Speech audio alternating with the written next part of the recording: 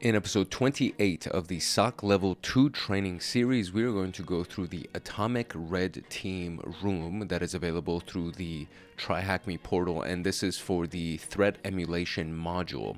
That's a part of the SOC Level 2 pathway of TryHackMe. And ATOMIC-RedTeam is actually a framework that is command line based, I believe. There may be actually a GUI, a graphic user interface for it as well, but for the most part, what we're going to be using today is going to be the command line versions of the various processes and the services that are available inside of ATOMIC-RedTeam. And it's a very, very useful tool for SOC Level 2. And just, we can call it intermediate level security analyst and security emulation. Obviously, we're in threat emulation, so we're going to be talking about how to use it to emulate threats and to create potential attacks and attack vectors and just prepare the overall company to increase their security posture and just have a stronger security posture. That's pretty much the whole goal of threat emulation in general. And we've talked about threat emulation and threat modeling and everything like that inside of the current module that we're in. So the last video that we talked about was threat modeling, and then we talked about threat emulation, and we've used the MITRE attack matrix as well as the attack navigator and a variety of different attack frameworks, etc., etc. So this is just kind of picking up on that thought process. And the overview that we have here is the introduction to the room and to the tool.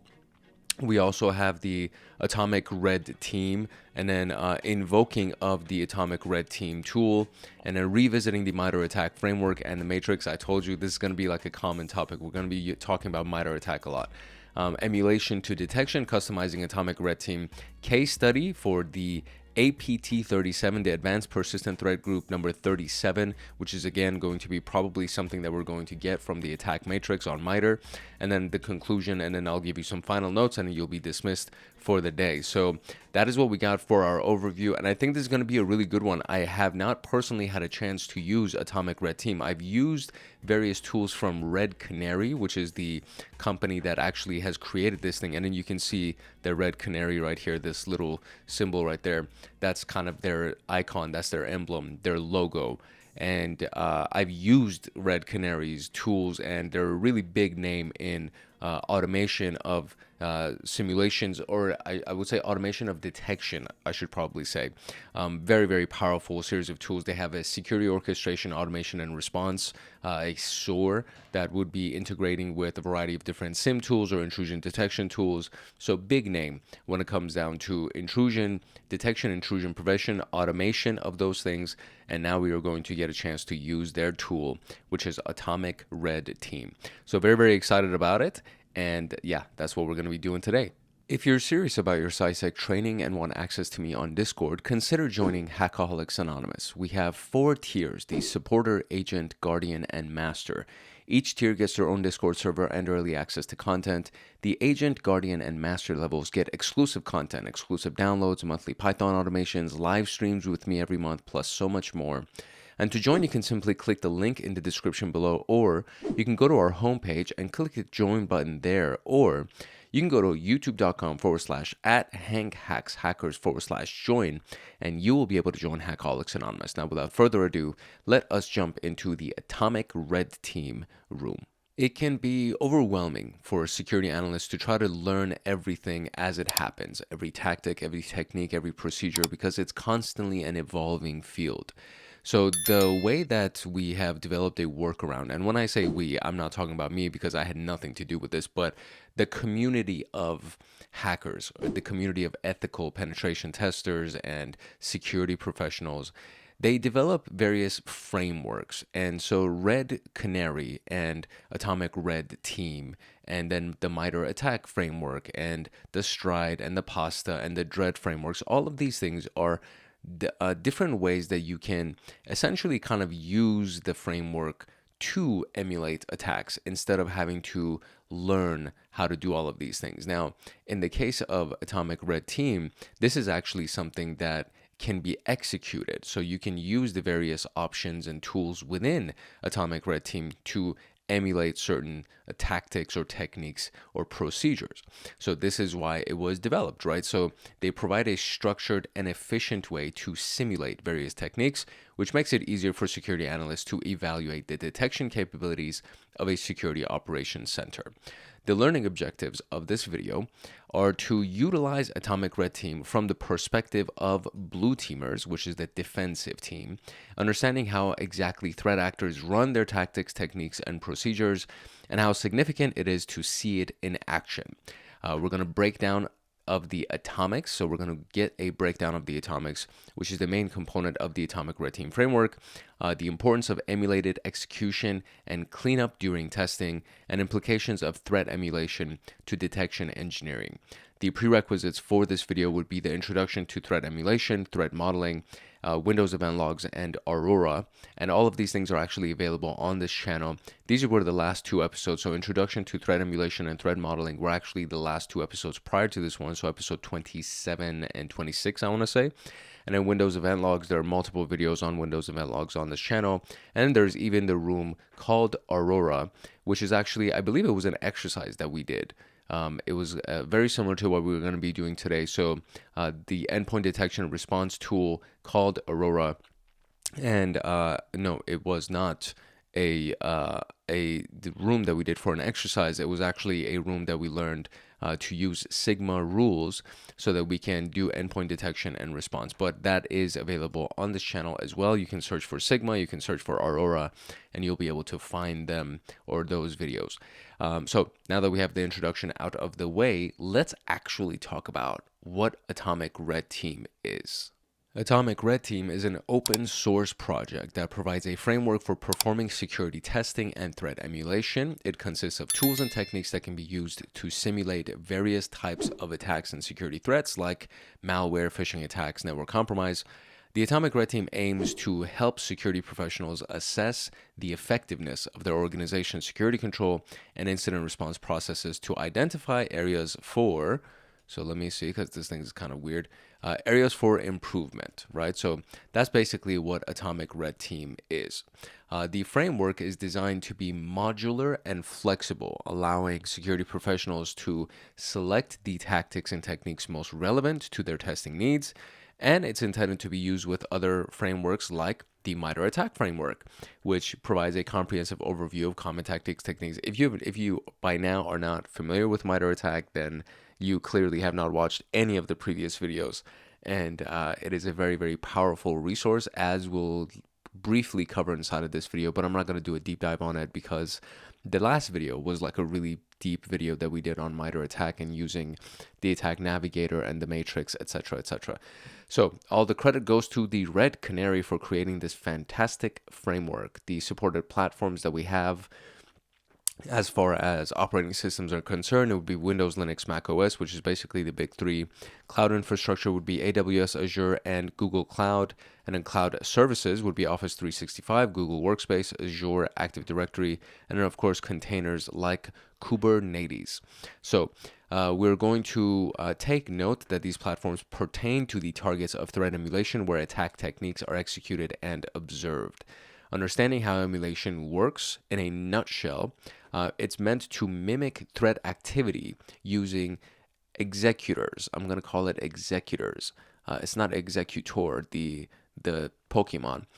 So executors being, or executors, probably executors would be the word. That's like such a really, it's like a executor is kind of like the thing, but it's not executor, it's executor. I think that's the better way to say it, because it's executing commands basically. So the executor in this particular case would be either SH or bash, which is available at these paths on any Linux or Mac OS distribution, and commands are executed by this executor and using the Unix tools that are used for threat actors for malicious intent. And then cmd.exe is for Windows and PowerShell is for Windows. So commands executed by this executor are usually Windows built-in or third-party binaries.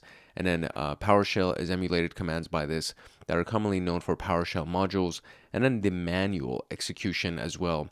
The details given in this are typically written as steps needed to be executed to emulate a threat, such as when a GUI or graphic user interface steps are involved that cannot be automated. Deep dive into atomics, which is kind of like the breakdown, or not the breakdown, but the individual elements of Atomic Red Team, the tool, right? So before actually seeing these executors in action, we're going to deal with the details inside an individual atomic. So the atomic refers to different testing techniques based on the MITRE attack framework. So each framework, or each atomic, works as a standalone testing mockup that security analysts can use to emulate a specific technique. So for example, OS credential dumping using LSAS memory. Each atomic typically contains 2 files, both of which are named by their MITRE attack technique ID. So this is what you see right here. T1003.001 is under the tactic, the technique ID would be this, and then the tactic ID would be this full thing. So the 001 is technically the tactic ID, right? Or I should tactic technique. So yeah, so I'm sorry. So it's tactics, techniques, and procedures. So it would be like this. So this would be the tactic, and then this would be the technique. Each individual tactic usually has multiple techniques under it. Okay, so that's what we're looking at. So the T1003 is the tactic ID, and then .001 would be the technique under the tactic. The pronunciation is killing me right now. And so this is what you see right here. So you have the MD and then you have the YAML file that are available over here, okay? So the MD would be the markdown file, which contains all the information about the technique, the supported platform, the executor, the GUID, and of course the commands that will be executed. And then the YAML file is the configurations that are used by the frameworks like the Invoke-Atomic and Atomic operator, and they do the exact emulation of the technique. The markdown file is written to be self-exploratory, so we can actually dive deep into it, and there are 12 atomic tests for T1003.001, but we're only going to look at one of them for the sake of brevity, but there are actually 12 of them. So the atomic YAML file breakdown, it looks at the attack technique, the display name, and the atomic tests, right? So the attack technique would be the MITRE attack technique ID, which also signifies the file's name. The display name is the technique name, similar to how it would be presented as a MITRE technique. And then the atomic test would be the list of the tests that detail how every test is executed. So in this case, T1003.001 in the YAML, we can see that this is the technique, the display name is this, etc. And then the atomic tests themselves would have a name, they'll have an auto-generated GUID, they'll have a description, a supported platform, and then the arguments, which is basically the required values that will be ran during the execution, which ends up being a default value if nothing is supplied to it. So you'll see that the name would be the dump LSAS memory using proc dump, the auto-generated GUID, the description is what we have here, supported platforms in this case would be Windows, and then the import arguments would be the output file. So if you don't have one, it'll just generate one for you, which is this default right here, lsasdump.dmp, and then the proc dump executable, which is the path of the proc dump executable, and if you don't provide one, it will actually be dumped over here, so the proc dump executable portion. So to conclude, we can see that there are dependencies and executors as follows. The dependency executor name, which is how the prerequisites will be validated, and the possible values are similar to the executor field. And then we have the prerequisite command, and then we have the get prerequisite command. So the prerequisite command are the commands to check if the requirements for running the test are actually met, meaning all the prerequisites actually exist. And the conditions for the command prompt executor are not satisfied if any command returns a non-zero exit code. For the PowerShell executor, all commands are run as a script block, and the script block must return 0 for success. So getting those prerequisite commands would be the commands to actually meet this prerequisite, or a message describing how to meet this requirement. So if you don't have it, then you're going to get this other thing that's going to say, hey, listen, this is either how you get it, or it may even do it for you. It may actually just go ahead and get those prerequisites for you so that the atomic can run. The executor will have the name, the command itself, the cleanup command, and the elevation that would be required for it. So we have the executor name, which is PowerShell. Dependencies would be procdump tool from sysinternals must exist on the disk at the specified location. The prerequisite command, meaning if this test path, does not exist, then you exit, right? if it does exist, then exit would be 1. So exit 0, I believe it means that it's all good. So exit 0 would mean don't exit. If it does not exit, then the exit 1 would mean do exit.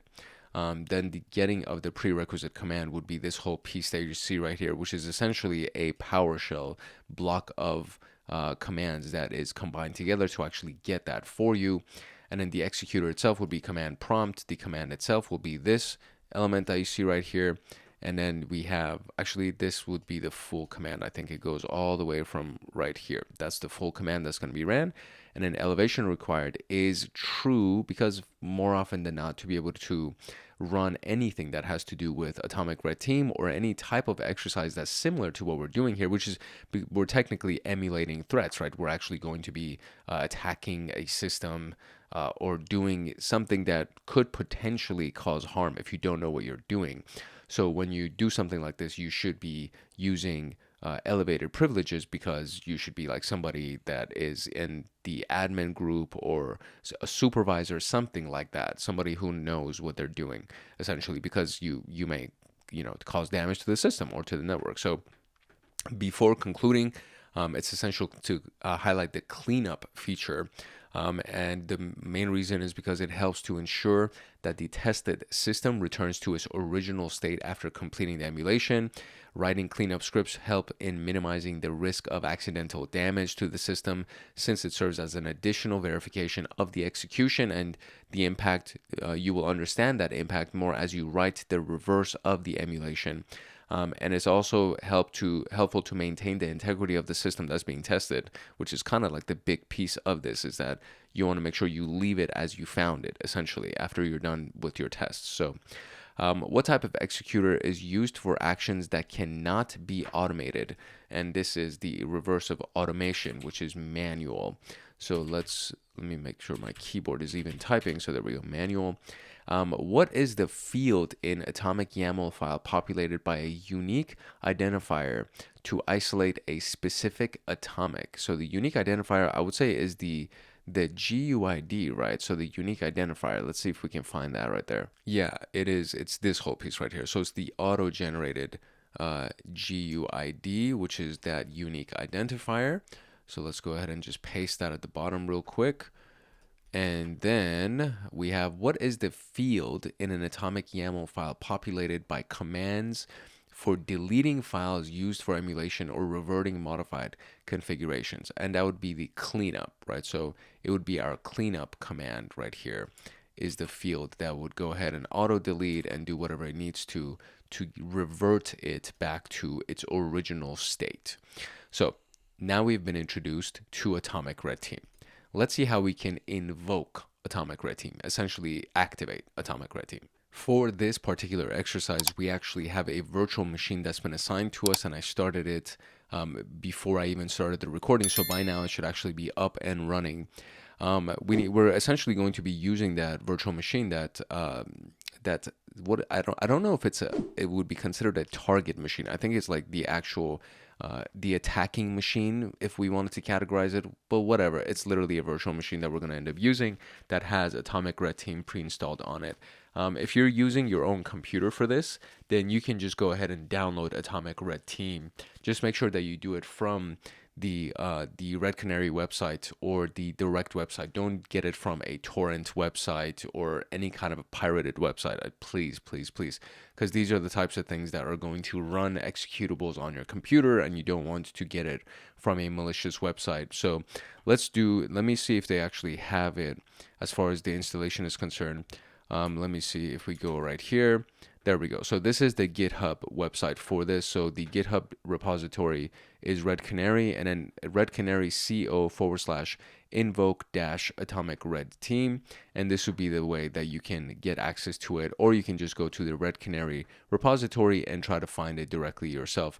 But again, do only this version. Please don't get it from any other location, mainly because the fact that it could potentially be injected with some kind of malicious malware or something in it, and then that would end up giving you a lot of problems when you run it. So that's how you can get it. The main goal of this specific framework is to ease the threat emulation process, hence the tools like Invoke-AtomicRedTeam that were created to utilize the automation and execution of this. So I've already started the machine. If it's not visible, we're going to use the show split view, which should be at the top right here somewhere. It doesn't seem to be, maybe it's because I'm like super zoomed in on this, so I'll zoom out and see if it's available. If not, I'll just have to restart it, or I can RDP into this, but I'm not going to remote desktop into this because I really don't like doing that from my own computer. So I'm just going to use the browser, the web browser based virtual machine, and I think once I zoom out, I'll actually be able to see that button, that split screen, and then we'll just create it in full screen and you'll be able to see everything that's going on. So to avoid confusion, the primary commandlet that's used is the Invoke-Atomic test, and then not Invoke-AtomicRedTeam. So we're going to keep that piece in mind, and please keep that in mind as you go forward as well if you're going to use it on your own machine, is that this is specifically the primary commandlet that we're going to be running, and then you'll just end up kind of seeing how the whole thing goes. To set up, so if you don't have this, right, so if you want to do it for yourself, and I think we might even have to do it for the rest of the exercise as well. So this setup is to open a PowerShell window with execution policy set to bypass inside the provided virtual machine, and this ignores all security warning prompts, so that, okay, that's definitely something I have to do. Then load the module using import module commandlet specifying the location of Invoke-AtomicRedTeam PSD1 file, which is a PowerShell script file. There we go. So we have that. And then we're going to also do the PS default parameter values that are going to be the Invoke-AtomicRed test, pointing to the path where the atomics are. The additional command executed after the import module specifies the location of the atomic folder. So since it's not located in the default location, which would be this specific location, you might encounter an error if the latter command is not executed. So we got to make sure that we execute both of these. And this is for the lab environment setup. But I would assume that if you're even installing it on your own computer, you would have to do something similar to this and point it to the appropriate path where the AtomicRedTeam atomics actually exist for you. And then we can confirm if it's successfully loaded once the help commandlet provides information about it. So if we do help and an Invoke-Atomic test, we should actually see a help menu, which means that it's been properly loaded. It can be seen that the syntax Invoke-Atomic test goes in this format. So you would invoke it, and then you would give some kind of a test name and then the optional parameters. The name placeholder uses the technique ID of the target atomic. The value all specifies that every atomic will be used, which will probably take a very long time. The optional parameters will be highlighted in the succeeding sections as we move forward here. To list the atomic techniques, we would use something like what we see right here. So we previously elaborated the contents of an atomic file, which contains mostly how the emulation works from start to finish. However, navigating through the Git repository and reading the information about these things that you want to emulate could be gruesome. So with that in mind, this module can use a parameter that provides the details inside the atomic file, and the module is show details brief and or show details. And I would say that the brief one probably is going to be brief, right? So Invoke-Atomic test, give it the name of the technique that you're going to end up using, or the tactic, excuse me, and then show details brief. And then this is what's going to be path to atomics folder, which is probably what it's going to show. And then this is going to be the details brief of it. And the output shows the list available tests in the specified atomic and its corresponding atomic test number.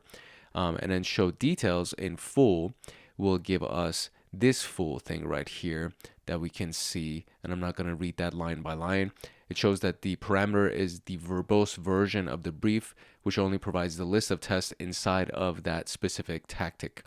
It may not be direct, but these two parameters are significant in executing emulation exercises, and it's essential to learn and understand how many tests will be conducted under an atomic, how it will be performed, and how to clean it up. Knowing these items gives us an overview of the impact on the target environment. Preparing the prerequisites. This is a key element here. So This is the excerpt of Atomic T1127-1 using the show details parameter. So under the dependencies, we can see that we have all of these things that are required, and the command that you would be running, or the command that would be ran to actually get it. We may need to run it ourselves. I'm not sure right now, so we'll find that out soon. It's crucial to verify if the dependencies are met before executing the test, and this can be done by using the check prerequisites parameter. In the case of this, the file from this location, hello, should exist. And if it doesn't, then we need to get that prerequisite parameter or run the one that gets the prerequisites for us. If the required binaries, files, or scripts do not exist, the get prerequisite parameter can be used, and this parameter automatically pulls the dependencies from an external source. It also details what conditions are being attempted to satisfy and confirms if the prerequisite is already met. Usage of this feature may fail since the provided instance has no outbound internet connection, so hopefully I won't have any issues running this since I don't have any internet, and I'm going to be running this in a offline, so to speak, kind of a virtual machine. Okay, so this is what this actually looks like. Invoke atomic test right here. We have the number, which is the name of the test, for example, and then the get prerequisites command, and of course the path of the folder is provided.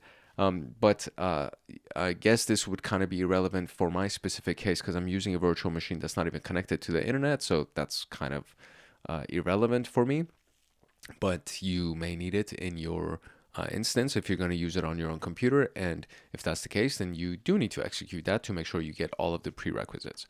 Then we get to the execution itself here, so the fun part, as the name implies or as the description implies. So first we're going to start with emulating the different MITRE attack techniques. There are multiple ways to actually do this. So the test numbers, invoke atomic test, and then give it the tactic number, and then do test numbers 1 and 2, which executes tests based on the atomic test numbers, which is, I'm guessing, is like their identifiers. You can also do it with the test name, which kind of seems to be the longer version of this. So if we do test name, we have to actually give it the full name of the freaking test, which is you could misspell it. There could be so many reasons why that wouldn't work. So I would default to using the test numbers if I was you. You can also use test GUIDs, which also like requires a copy paste kind of an element, which I guess this could also be copy pasted too over here, because in case you don't want to do it manually. But I mean, based on my previous experience, sometimes copy pasting into PowerShell can be a pain in the butt, especially if it's not a Windows computer that you have like manually on your computer. It's like your actual Windows machine, or it's something that you're launching from a reliable virtual machine. The web browser based virtual machines that I use through TryHackMe, specifically the ones that are Windows based, the copy paste element of it is actually a really big pain in the ass. So usually I have to kind of use some kind of a keyboard shortcut to pull it off, and even that sometimes doesn't work all that well. But anyways, if you can, I would recommend just using the test numbers instead of the name or the GUID. And then if you do invoke atomic test and then just give it the name itself, it'll actually execute all the tests under that specific atomic. And if you do T1127-2, it'll execute test number 2 of the T1127.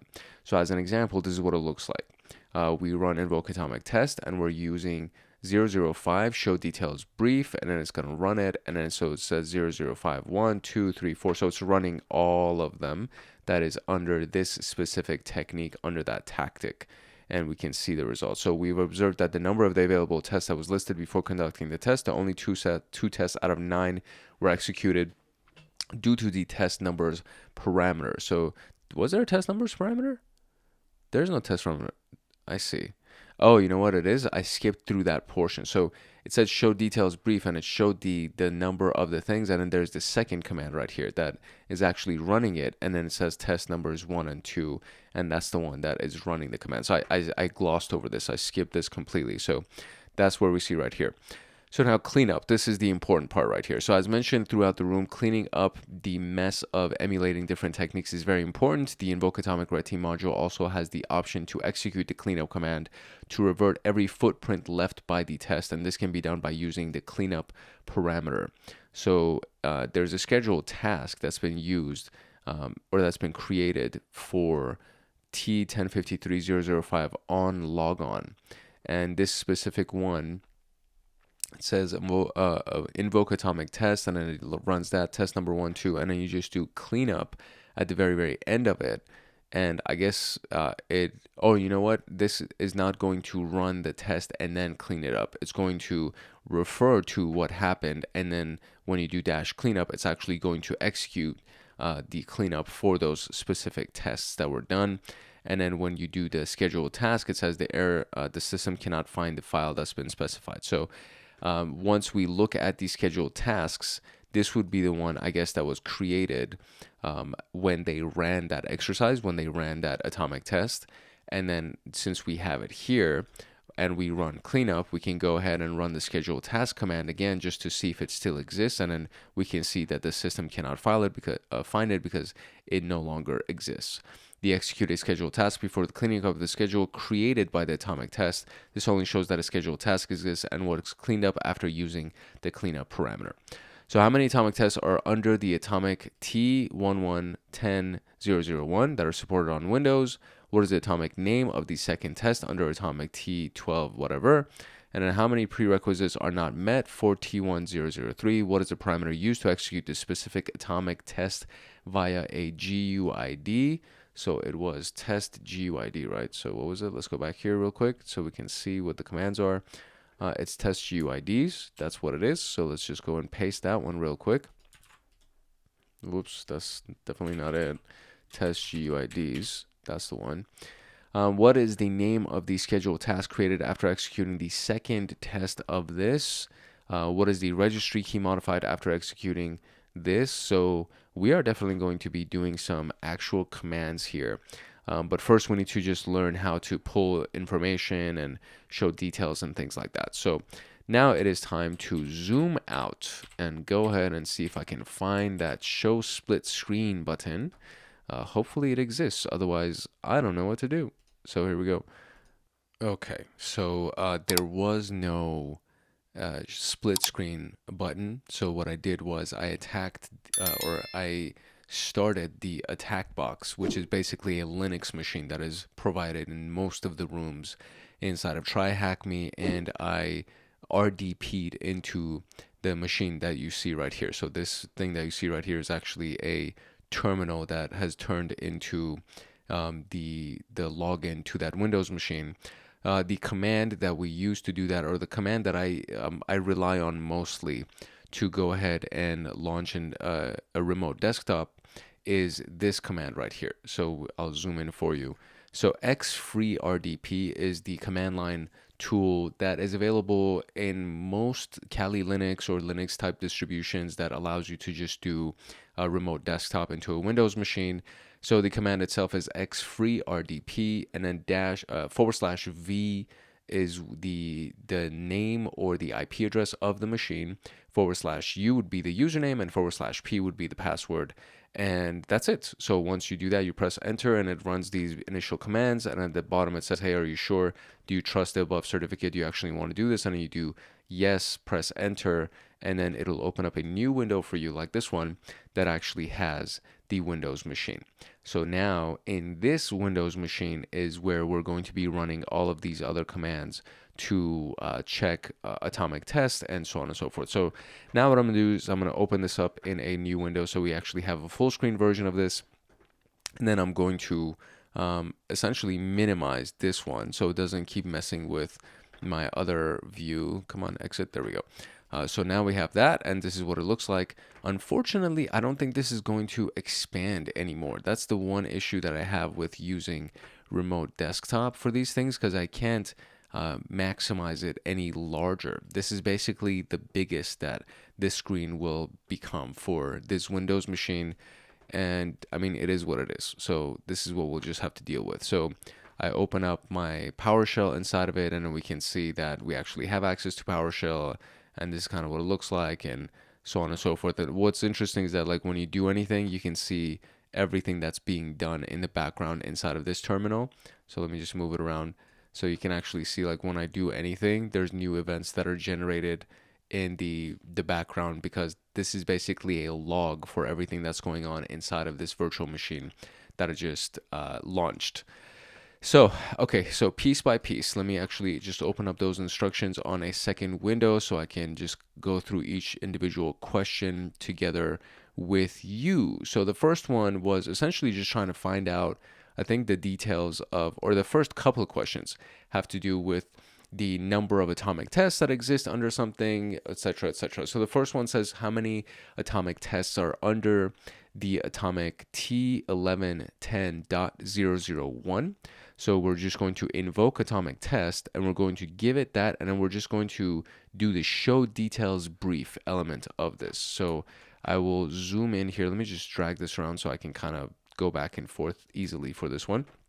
So let's zoom in, and sorry, I feel like if I zoom in a little any more, we're gonna miss some details. So this is kind of the furthest extent of that I can zoom in. I'll kind of zoom in certain instances, but this is all we got. So first I need to make sure that everything is set up in the lab according to the previous instructions that they gave us. So first and foremost, we're going to do the PowerShell and then execution policy bypass. That was the first command to be able to bypass any error messages. So we have that, and that's all good. Now the next one is importing the module, which is C.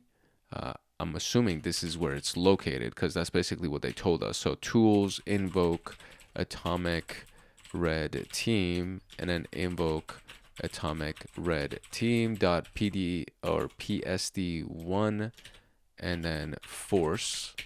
So let's see if that works. Okay, no error messages there. And then we're going to do this specific piece, which is the PS default parameter values equals. I wonder if the copy paste for this will actually work, because all right, I'm going to try the copy paste. Let's see if the copy paste for this works. If not, I have to manually type this whole thing, which is going to be a pain because I got to make sure that I do it correctly. So we go here and then we'll do Control V. Oh, it worked. Okay, excellent. And then so press enter.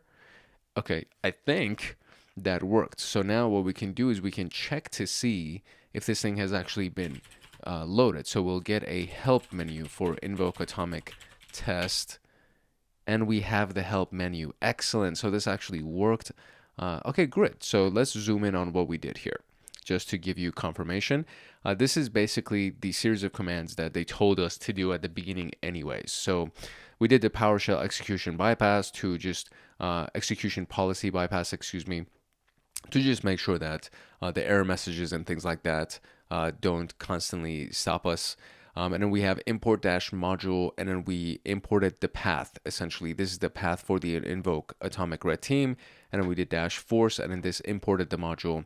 And then I created this variable right here that is equaling to the path of the AtomicRedTeam atomics location. So that's now available over there as well. And then I just pulled up the help menu just to see if this thing actually imported correctly. And thankfully it did.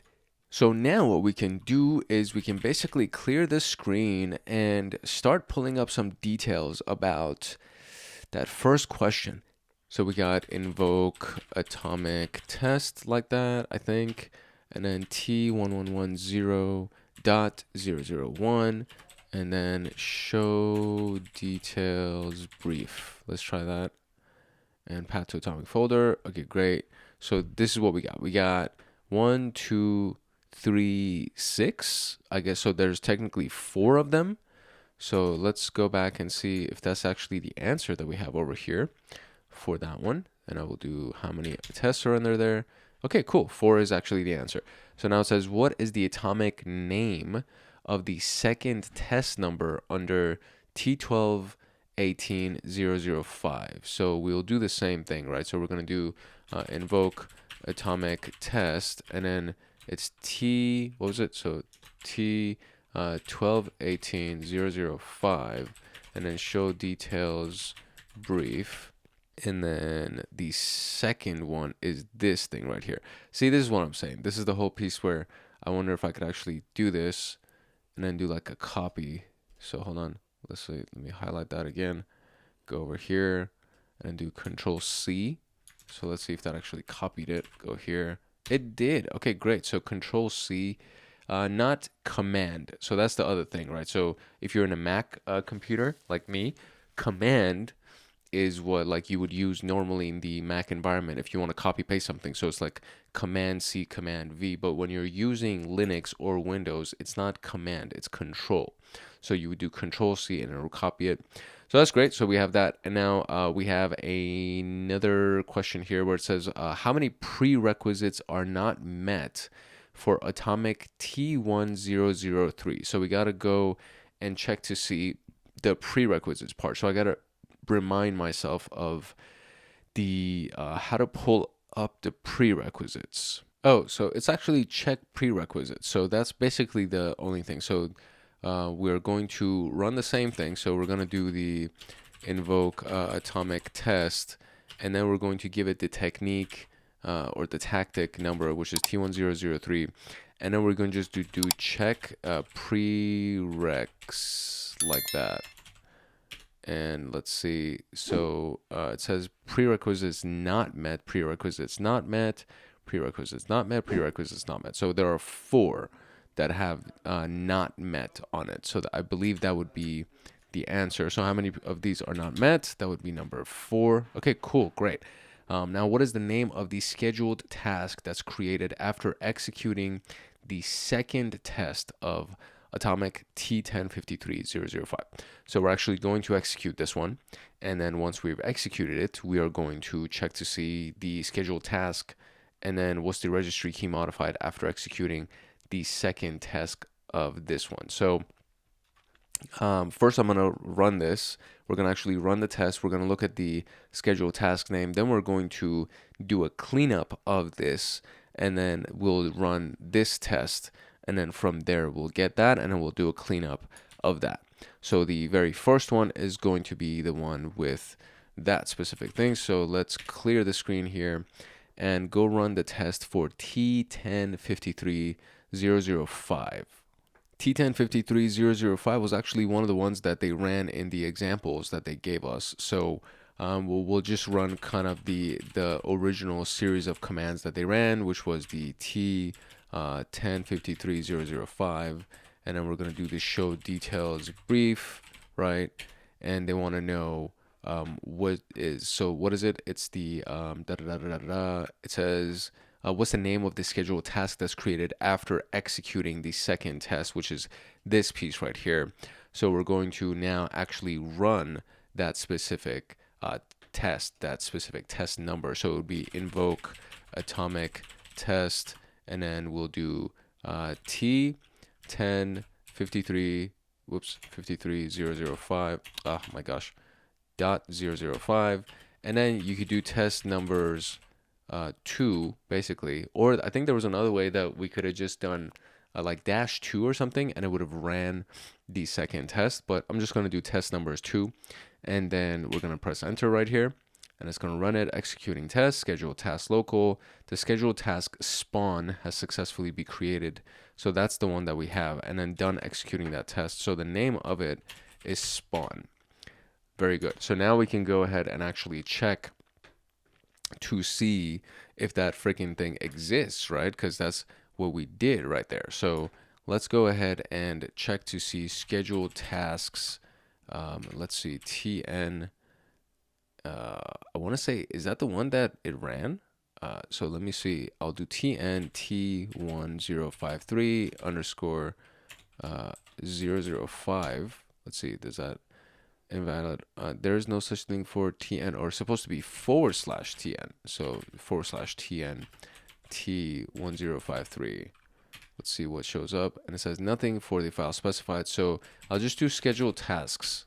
Is there anything that's going to show up? Okay, there is a bunch of stuff that shows up. Okay, so we are interested in the stuff that happened when we ran that piece for the T1053. So let me see, because I feel like I was supposed to be looking for the task name in some capacity, and maybe I could have done T1053 with an asterisk to use a wildcard character, and it would bring up everything that has to do with T1053, because there's a lot of stuff over here that is kind of not I don't want to search through all of this. So let me see. Hopefully the wildcard character will actually work, because this is a pain in the behind to be able to search through all of this stuff. So I'm gonna do this. I'm gonna clear the screen. I will do schedule tasks, and then we'll do task name, and then we'll do T1053, and then we'll do an asterisk. Fingers crossed. Okay, it doesn't show up. Let's see. Okay, I feel very silly about this, because the name of the thing was not T1053. It was actually spawn. So oh my gosh, I feel so silly about this. Okay, so if I do schedule tasks, let me actually clear this whole thing, and let's try that one more time, because it literally, oh my god, we found the name too. That's so annoying, dude. Sometimes it's like right in your freaking face and you just miss it. There we go. Godly, that's just so obnoxious. Okay, so yeah, that's the task name. Okay, so since that is the task name, now we need to verify that the cleanup for the thing that we just ran is going to be successful. So I'm going to do invoke atomic test, and what we're going to do is we're going to do the T1053.005, and then we're going to do dash test numbers number 2, and then we're going to do dash cleanup to clean that whole thing up. And so executing cleanup is done. So now we're going to do schedule tasks by the task name, spawn, and nothing has been found because the cleanup was successful. Excellent. So that is great. So now we're done with that. And the next one is going to be the registry key that was modified after executing the second test of atomic T1547001. So we'll do this, right? We'll do invoke atomic test, okay? And then we're going to do the T1547.001, and then we're going to do show details brief. And there we go. So the second test is going to be the registry key run once. That's the piece that is going to be modified. So in this case, we are going to now run it. So we will do invoke atomic test T1547.0001, and then we're going to give it the test numbers. Number 2 is what's going to be running, and there it is. So executing test, etc. is actually done. Operation completed successfully. Great. So now I need to see the I guess the registry that was modified. So that's okay, so how can we find that out? I feel like that wasn't in the instructions. So now I need to try to see what was actually modified. Okay, so the way that we actually find this is by doing the invoke atomic test, giving the number of the technique, and then doing show details, not the brief version, but the actual full version. And then what you'll see is that there's a begin test, and then it'll give you all the details of what's going to happen inside of that test. And for the test number 2, which is the one that we ran, what's going to happen is that it's going to modify the registry. Where is the registry? Right here. So we have reg add this piece right here. This will be the whole thing. I believe that's going to be modified in total. That should be the answer that we're looking for. And we're going to get, I think it's this piece right here that goes all the way to depend.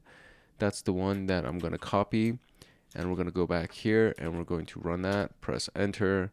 Cool. That is indeed the answer. So that worked, and that was great. So we were able to accomplish all of those questions and get answers for them. And this is nice. It's a pretty, I mean, it's a relatively easy tool to use to be able to do this. So the last thing that I need to actually do is I need to clean up that specific, what is it? The cleanup command for that specific test, and it's the, I guess, reg delete HKLM potentially, or I could try to do atomic test. Yeah, just give it the test number and then do cleanup in that case. So let's see if that ends up working for the specific test number that we just ran. because I don't want to do that full command, the manual command that was there. So we will do invoke atomic test and then give it the test number, which was the what was it, 1547.001. And then we're going to do test numbers 2, which is the test that we ran, and then we're going to do cleanup like that, right?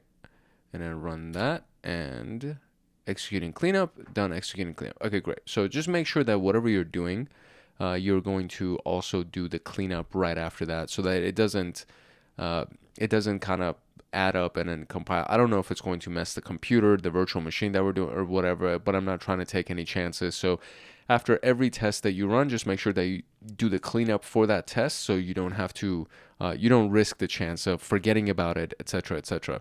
And this was the actual format. If you wanted to just reference the second test instead of doing test numbers 2, you could just do the full thing and then just do -2, and it will execute that specific test number for you. So I'm probably going to try to do that from here on. All right, so now that we have that, let's move on to our next piece right here, which is revisiting MITRE attack. We have already established that the Atomic Red Team framework is heavily tied up with MITRE attack, because literally everything that we do has to do with the attack IDs of MITRE. The clear connection is that everything literally has its own ID. In addition, there's an excerpt from the AtomicRedTeam.io website that shows the available tactics and atomics under it. And the collection tactic in this particular case would be this. So collection, again, just to kind of revisit MITRE and just show you all of these things, just so you can see what that means. So when we go to the MITRE attack matrix, this is the full matrix that we have right here. And then under collection, this is it, right? So collection TA0009, and then under that, there's 17 techniques. And then under some of the techniques, there are sub-techniques, etc. So the collection would be the tactic, right? So when we go over here, we can see the T1560, T1560-002, 1560-001, 1557. This is actually very different from the collection itself by itself. So TA0009 would actually be the one that's under collection. So the one that we're looking at here, this specific website, is the most recent version of the MITRE attack matrix. What has been collected on here, like the data that's inside of this room and the write-up for this room, could be outdated because this thing has been around for a little bit of time. So if we go to the very, very bottom of this page, we can see that it was created over 2 years ago, right? So 733 days ago is when they created this specific room. So naturally, some things could potentially be outdated, but the general concept of this will end up most likely being exactly the same. So an excerpt shows the available tactics and techniques under it. This is on the AtomicRedTeam.io website, so it could be a little bit different. This correlation shows us that to maximize the Atomic Red Team framework's usage, we need to utilize the knowledge of MITRE attack. Let's begin again with the Attack Navigator, one of the tools introduced in the threat modeling room that we already went through. So this is no longer coming soon. Again, remember, this specific room that we're going through is actually 2 years old. So I already did the room for threat modeling. It was actually the video right before this one we've already done. The Attack Navigator is hosted in the same virtual machine deployed from the previous task. You can access it on this link, or we could just go to the MITRE attack website, and we can access the Attack Navigator. Or actually, the Attack Navigator is something that was available through the, it's like a specific link, actually. So it's not from the website. Navigator, there we go.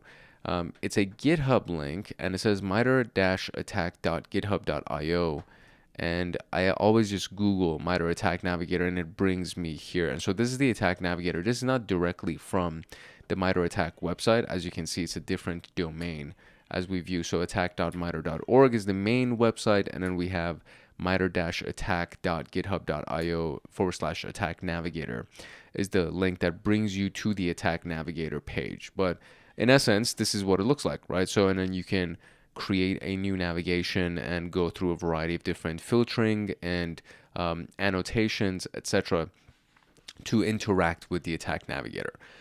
Choosing what atomic to pick might be overwhelming, thus we need to have a sense of direction when doing threat emulation. By using this navigator, we can dump the TTPs used by known APTs or cybercriminal groups and emulate their atomics. Create a new layer in the attack navigator, choose enterprise, then use the search functionality, and let's search admin at 338 as our interest group by clicking the select button, and then you will go ahead and do this, and then you can use some various filtrations available here as well. I'm just going to do all of this because we need to do it for the exercise anyway. And the emulation of this can be looked at like this. Once you actually see it, you can see the various techniques that they use for each individual step of the matrix. So initial access, they used this technique. For execution, they used these techniques. For discovery, they used all of these techniques. So we've extracted 9 out of all the techniques in MITRE attack. And then the next thing that we can do is we can determine if an atomic exists for these things by going and searching everything inside of atomics where the object name would match these specific IDs that we just extracted from the MITRE navigator. And then if it does exist, then you'll actually see it inside of the list of those things. Each of the 8 of the 9 techniques are available to be emulated. Before executing the test, we have to verify each technique and list all the known tests for it. So again, you can go ahead and just do that. And you can, in this case, what have they done? They've put everything inside of the quotes, and then for each object, echo, enumerating, etc., show details brief.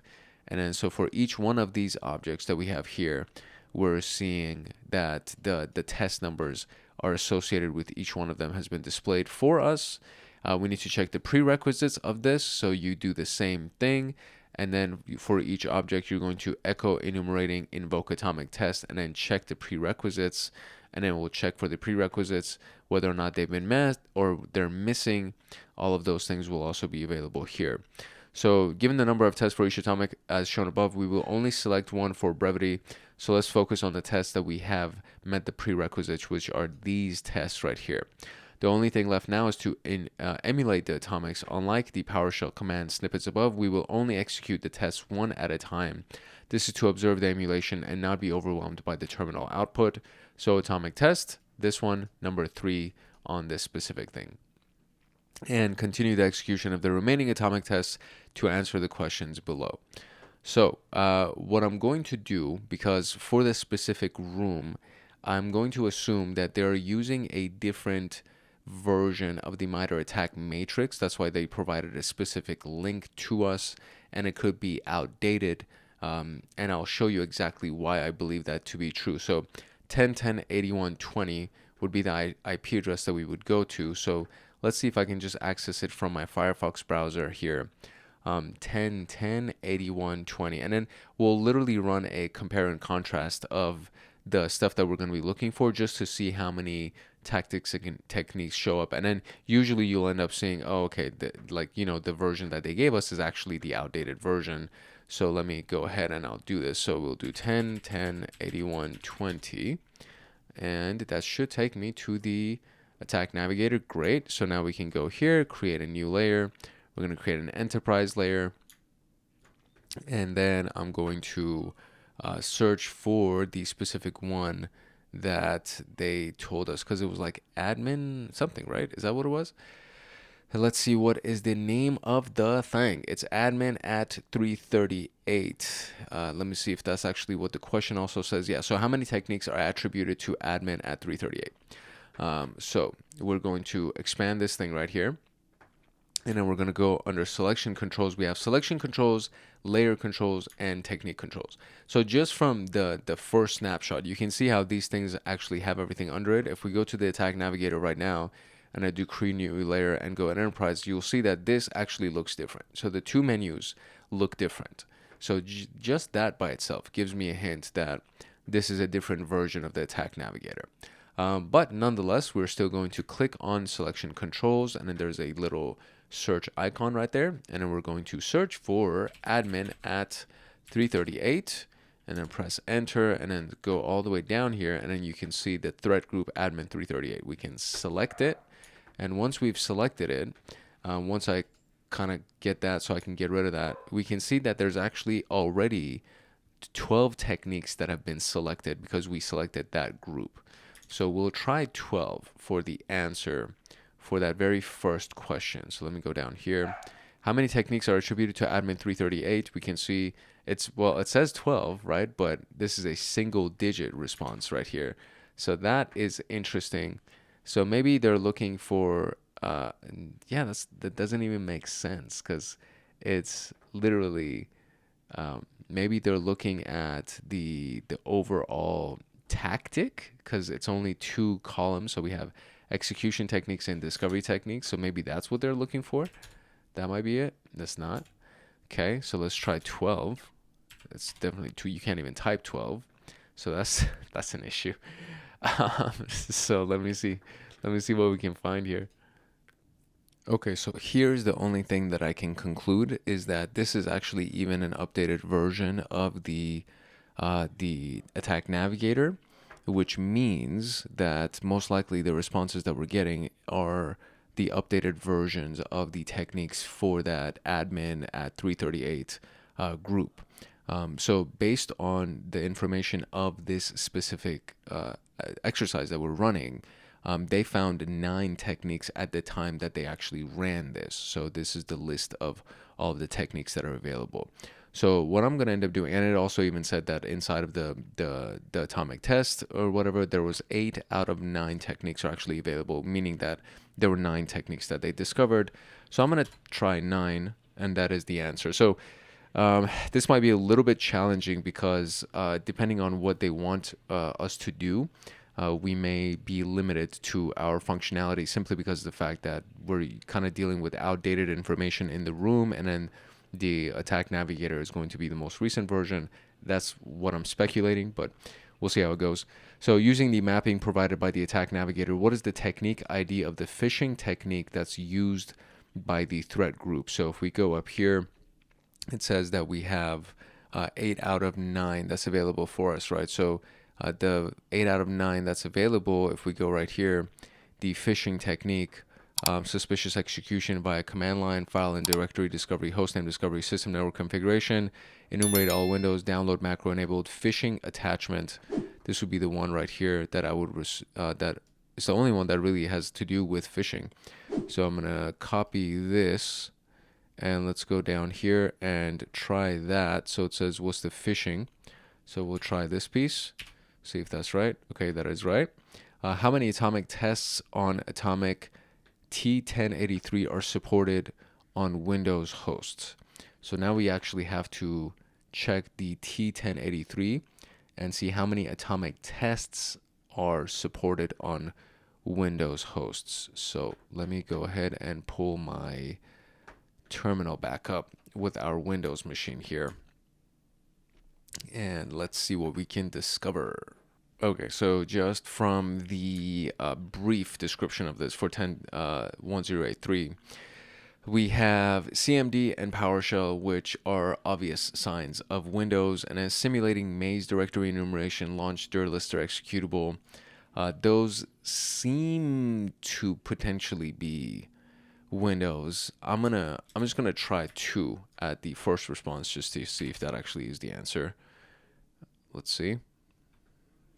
Okay, so 2 is not the answer, so let's try 4.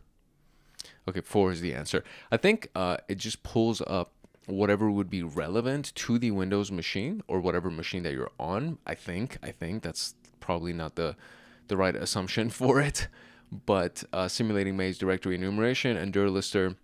Dir lister, directory lister, usually when you're inside of a Windows machine, instead of doing ls, which typically does work when you're using PowerShell anyway, you can actually do dir to list something. So dir lister is kind of a hint, and the maze one I don't really recognize. So anyways, we got the answer. So 4 atomic tests on T1083 are supported by Windows.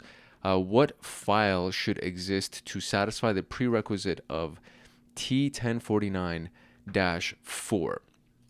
So let's go ahead and look at the details for T1049-4. And I think there's actually a full-on command that we can run to try to see what prerequisites are available, or what prerequisites are needed, because that's the one that they basically ran previously, right? Just to see, there were like a series of commands that they were running to see what the prerequisites are before starting the emulation.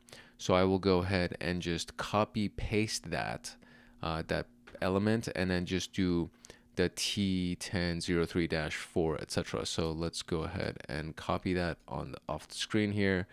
And it says it was what? T1049-4. So T1049-4. So I will do this. I'll do this T1049-4, and then we'll close it. And then we will do exactly what they did, and we'll just copy paste this. So that's what it did. T1049-4, and then for each object, etc. Let's press enter. And then it says discovery using da da da da. So this is the requisite. And it says, what is it? Sharpview.exe must exist on disk at specified location, and that's the location, right? So what are they asking? What file should exist? So it'll be sharpview.exe is what should exist for that. Great. What is the echoed string upon executing atomic test T1059.003-3? So let's go ahead and get that information. I feel like we're getting some, like, at least I feel like I'm getting the hang of this. So I don't know about you. So it was, which one was it? It's the 1059.003-3. So I will do 1059.003-3, and then let's do show details. Let's see if it just shows me the details just for that thing. It does. That's very useful. Okay. And then the question is, what is the echoed string upon executing? So the echoed string upon executing would be, it says hello from CMD. That would be the command with the inputs, or excuse me, with the inputs.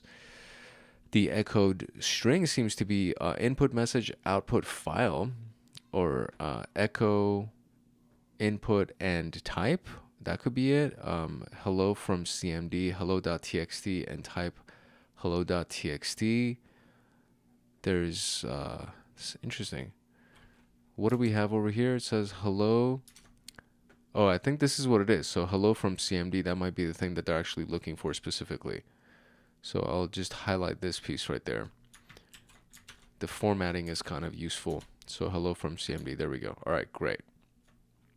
What is the host name of the machine based on atomic test T1082-6? The host name of the machine based on atomic test T1086-2.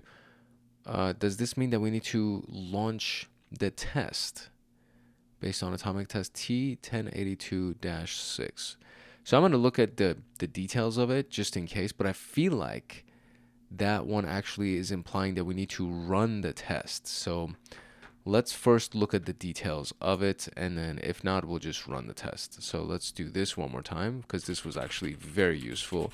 Atomic test T1082-6, and then do show details.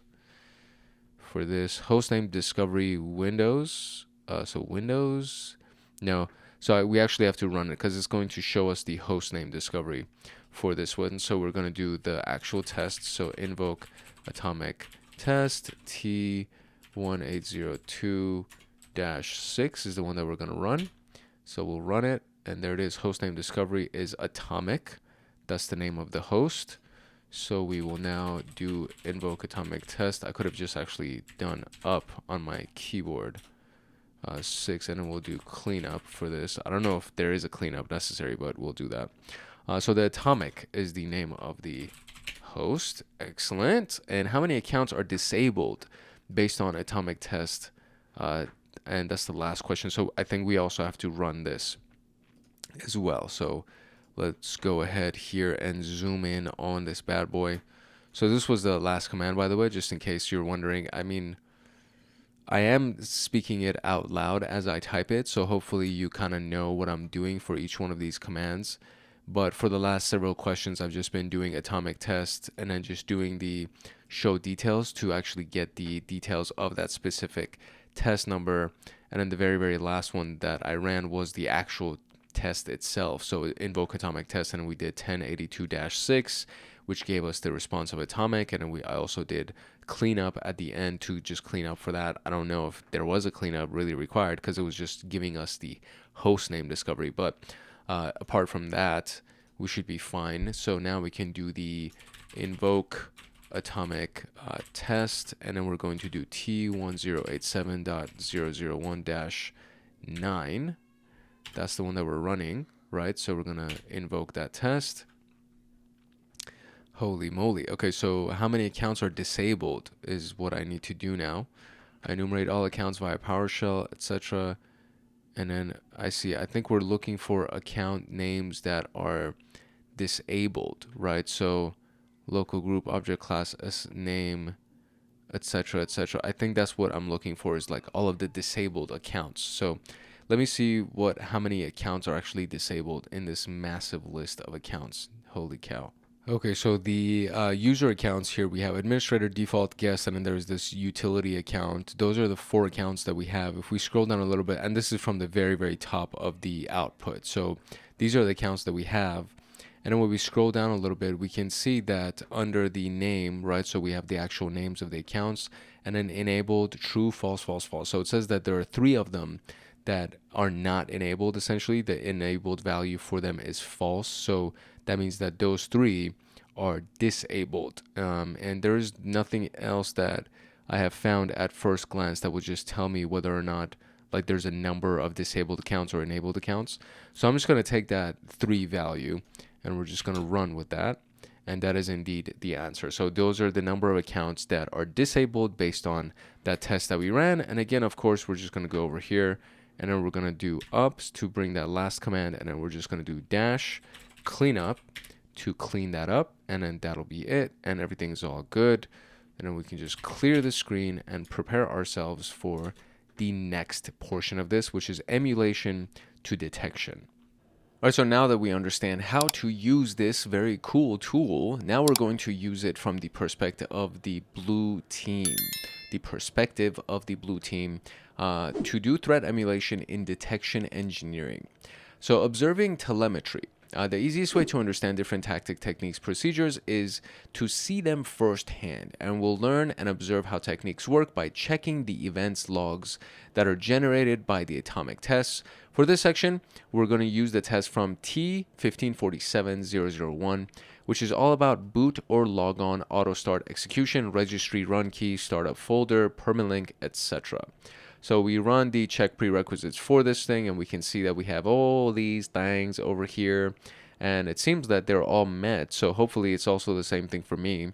There are 16 available tests for this atomic, and all have prerequisites met. All of the tests can be executed without any problems. So I'm just going to take their word for it. We have sysmon, the system monitor. For this, we're going to view logs generated by atomics through sysmon. So we're going to fire up the event viewer, navigate to application services, Microsoft Windows sysmon. Once done, clear the existing records and start executing the first test. So we're going to actually run test number 1 on that specific tactic. Then we're going to refresh the event viewer to view the latest updates, and then always clear the logs before executing the next test. So we can see that there was 5 events generated for this specific test that they ran. Clearing the logs will only be practical if the emulation is done in a test environment. You may not have the luxury of clearing logs in a production environment. This may require additional understanding of the atomic breakdown before executing it to know what logs are expected to appear. Upon completing the test, generated 5 records. We can ignore the first 2 logs as it's part of the Invoke-Atomic test execution. Hence, we can overlook the execution of the following binaries, with PowerShell being its parent through the existing tasks. So who am I and hostname. So this seems to be the specific event that has tracked down these commands, and so we can overlook the execution of the following binaries, with PowerShell being the parent through this task. So I guess we're just not going to address these specific ones. I think that's what I believe the takeaway for this is. And then we have hostname.exe, which is not, oh no, we do. So we have whoami.exe, which is this first one right here, and then hostname.exe, which is the second one. Ignoring the first two entries, we're left with 3 logs generated by the emulated atomic test. And the 3 entries are the process create events, which is event ID 1 on sysmon, and a single registry value set event, which is event ID 13. So process creation logs, as we can see over here, the file name was done through cmd.exe. This is the command that was ran for it. And then it created the process creation.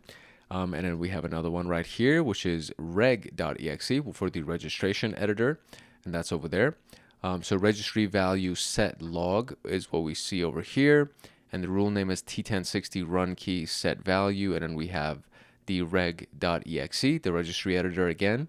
And then this is the target object, the details of the ATomicRedTeam exe. So all of that seems to be on point.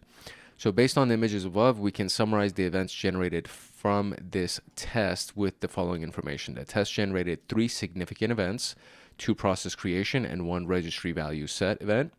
The 2 process creation events are caused by the execution of the reg.exe binary via the command line, the cmd.exe /c parameter.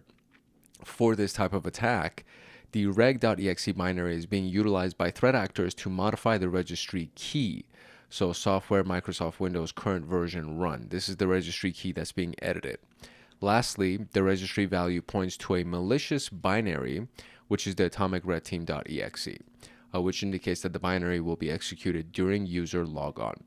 So we have successfully reflected the first atomic test via sysmon logs. Let's continue emulating the subsequent tests. So we have the Aurora endpoint detection response. We can proceed with the Aurora room. So if you have not gone through that before, you should check that out. If there's a video on it available, or if you actually have access to TryHackMe, you can just go to the Aurora room. Aurora, it's an interesting word. It's like tough to pronounce for whatever reason. Which is the Aurora EDR. I don't know. I feel funny saying it. So for a quick recap, Aurora is a Windows endpoint agent that uses Sigma rules and indicators of compromise to detect threat patterns on local event streams using the event tracing for Windows. It is easy to correlate our previous learnings because Sigma rules are associated with the MITRE attack framework. To run Aurora, open a PowerShell window, then navigate to the ctools Aurora and execute Aurora agent 64exe. So you can see the commands right here. Wait for the message that states the agent started before going back to the execution of the test. Once the tool has successfully loaded, proceed to the next test, which is the same thing, and we're doing test number 2 in this case.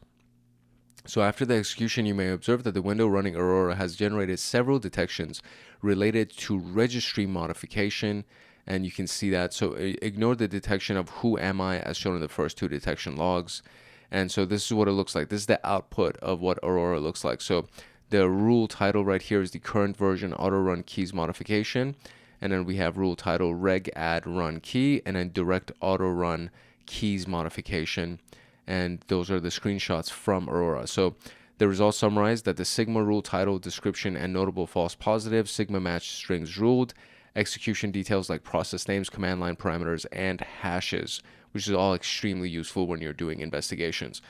So the execution above is an excellent example of testing deployed rules by utilizing the AtomicRedTeam for threat emulation. Moving forward, you may use the methodology gained from this task to test and improve the existing detection rules. Now, we're going to continue emulating the remaining tests to answer the question below. So, how many sysmon events are generated after executing atomic test T1547-001?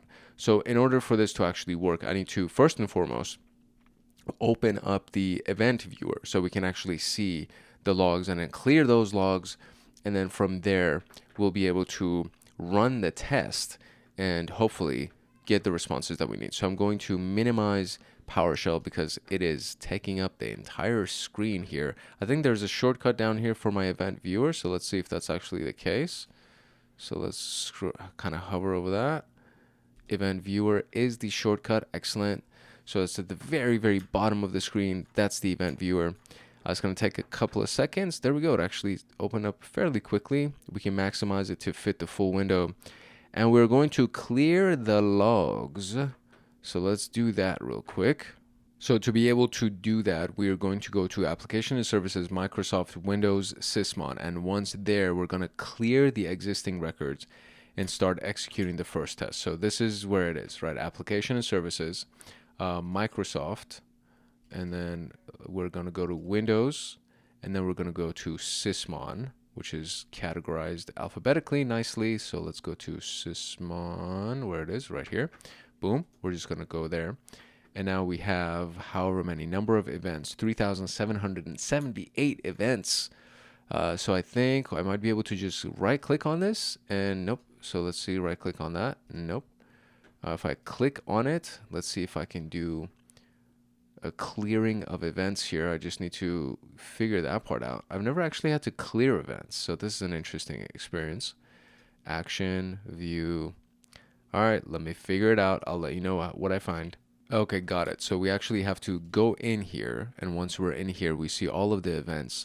And then on the right side, you see clear log. So you could do that. Boom. You do that, and then it says you can save the contents of this log before clearing it. That's fine. I'm just going to clear it. And there we go. All right, cool. So now I have, excuse me. Now I have officially cleared my logs.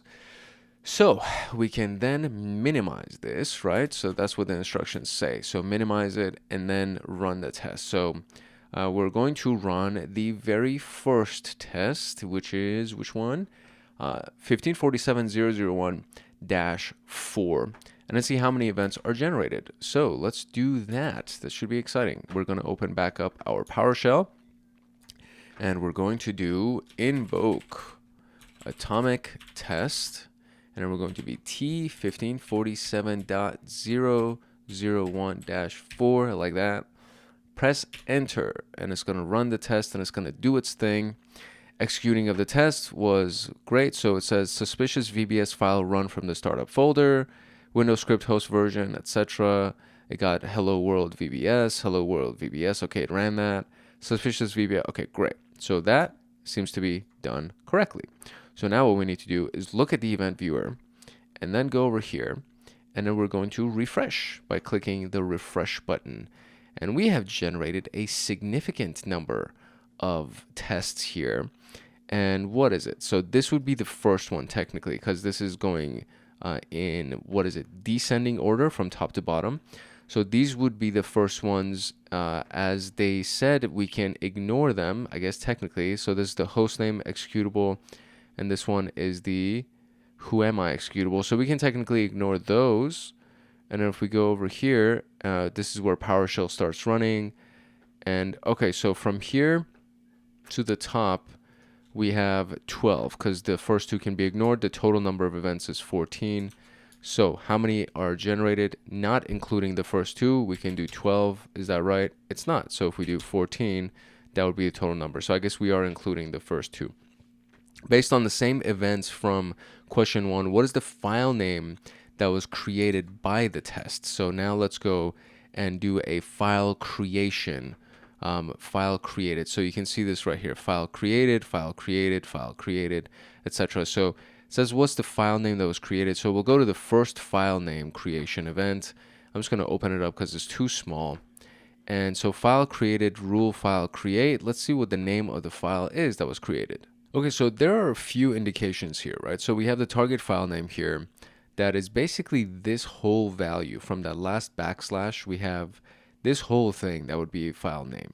Now the formatting of this answer implies that that is not the answer, because that seems to be too long of a name. It could be pre-script policy test. It could be this piece right here. That could potentially be the answer. So I'm going to do a copy of that and see that if that actually is the answer. It might be. It doesn't seem to be. So that's not the answer. And it could, I don't think it'll be the full thing. So let's try that.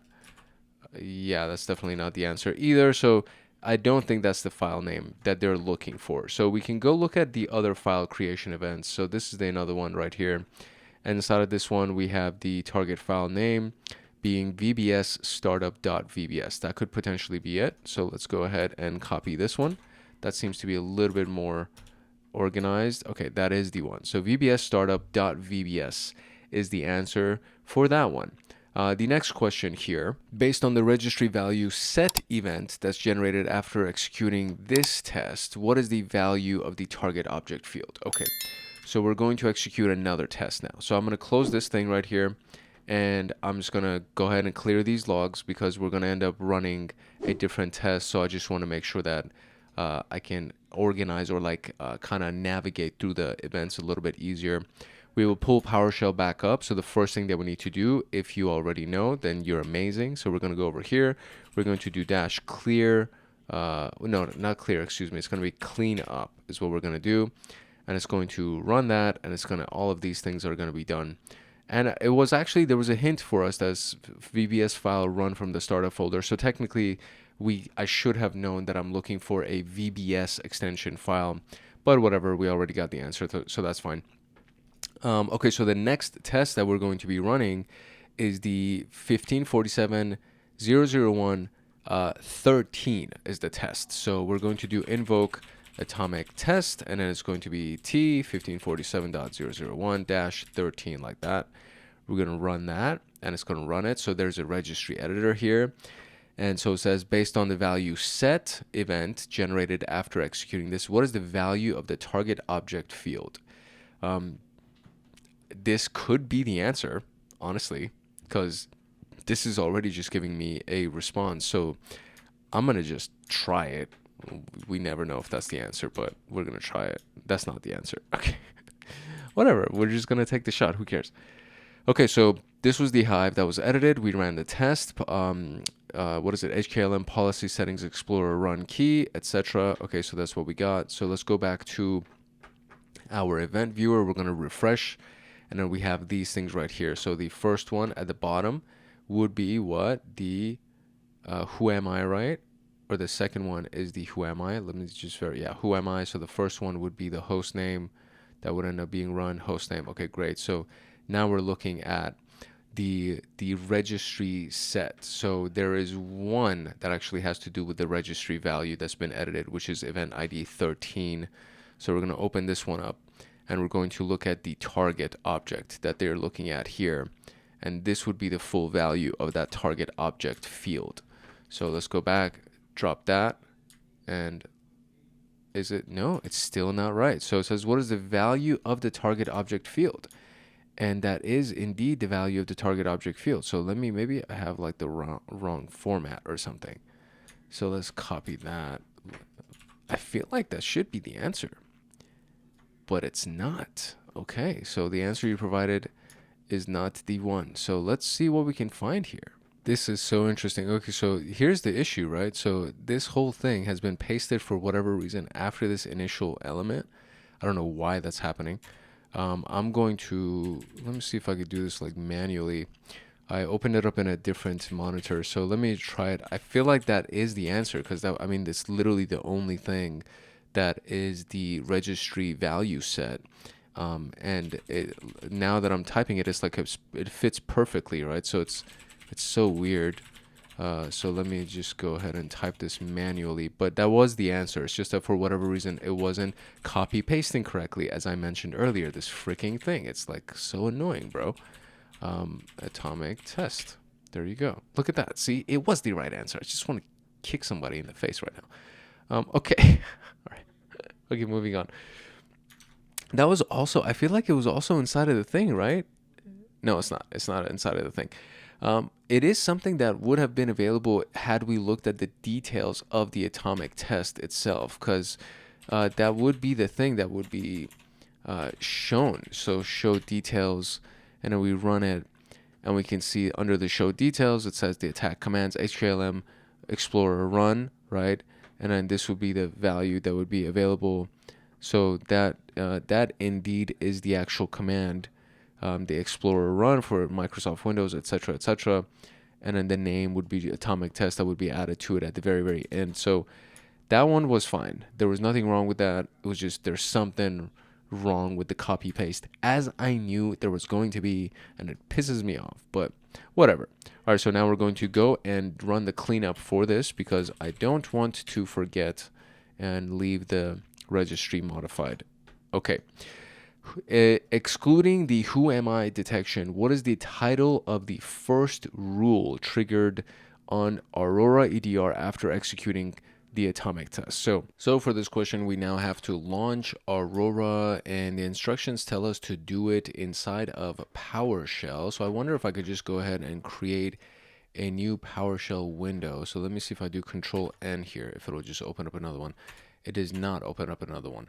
I am curious as to whether or not I can just create a new PowerShell window, or if I have to use the same exact one. That would be kind of interesting. Pew, pew, pew, pew. Okay, so here we go. Let's try to do it this way. We'll do PowerShell, and then we're going to run that. And then, okay, cool. It does open up a new one. Great.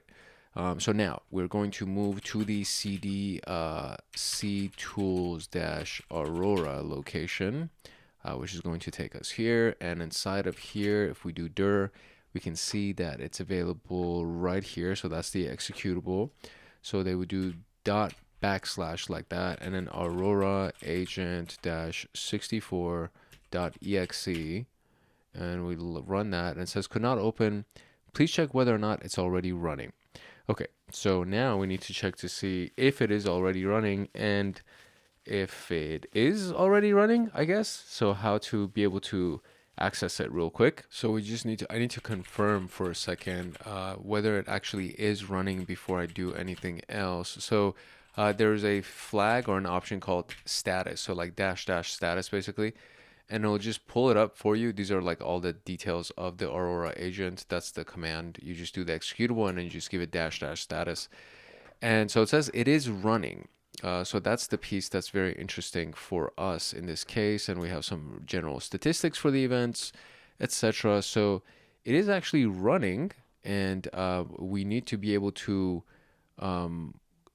query the events at the very least, or try to connect to it so we can actually look at the view of it to see what events are going on. So let me see. There was a way that I think we could actually even look at it inside of the Windows event log. So event tracing, it runs everything inside of the event ETW. So it's events using ETW, which is the event tracer, I believe. So event viewer. And we can see all of the fields and the values of it based on the application field.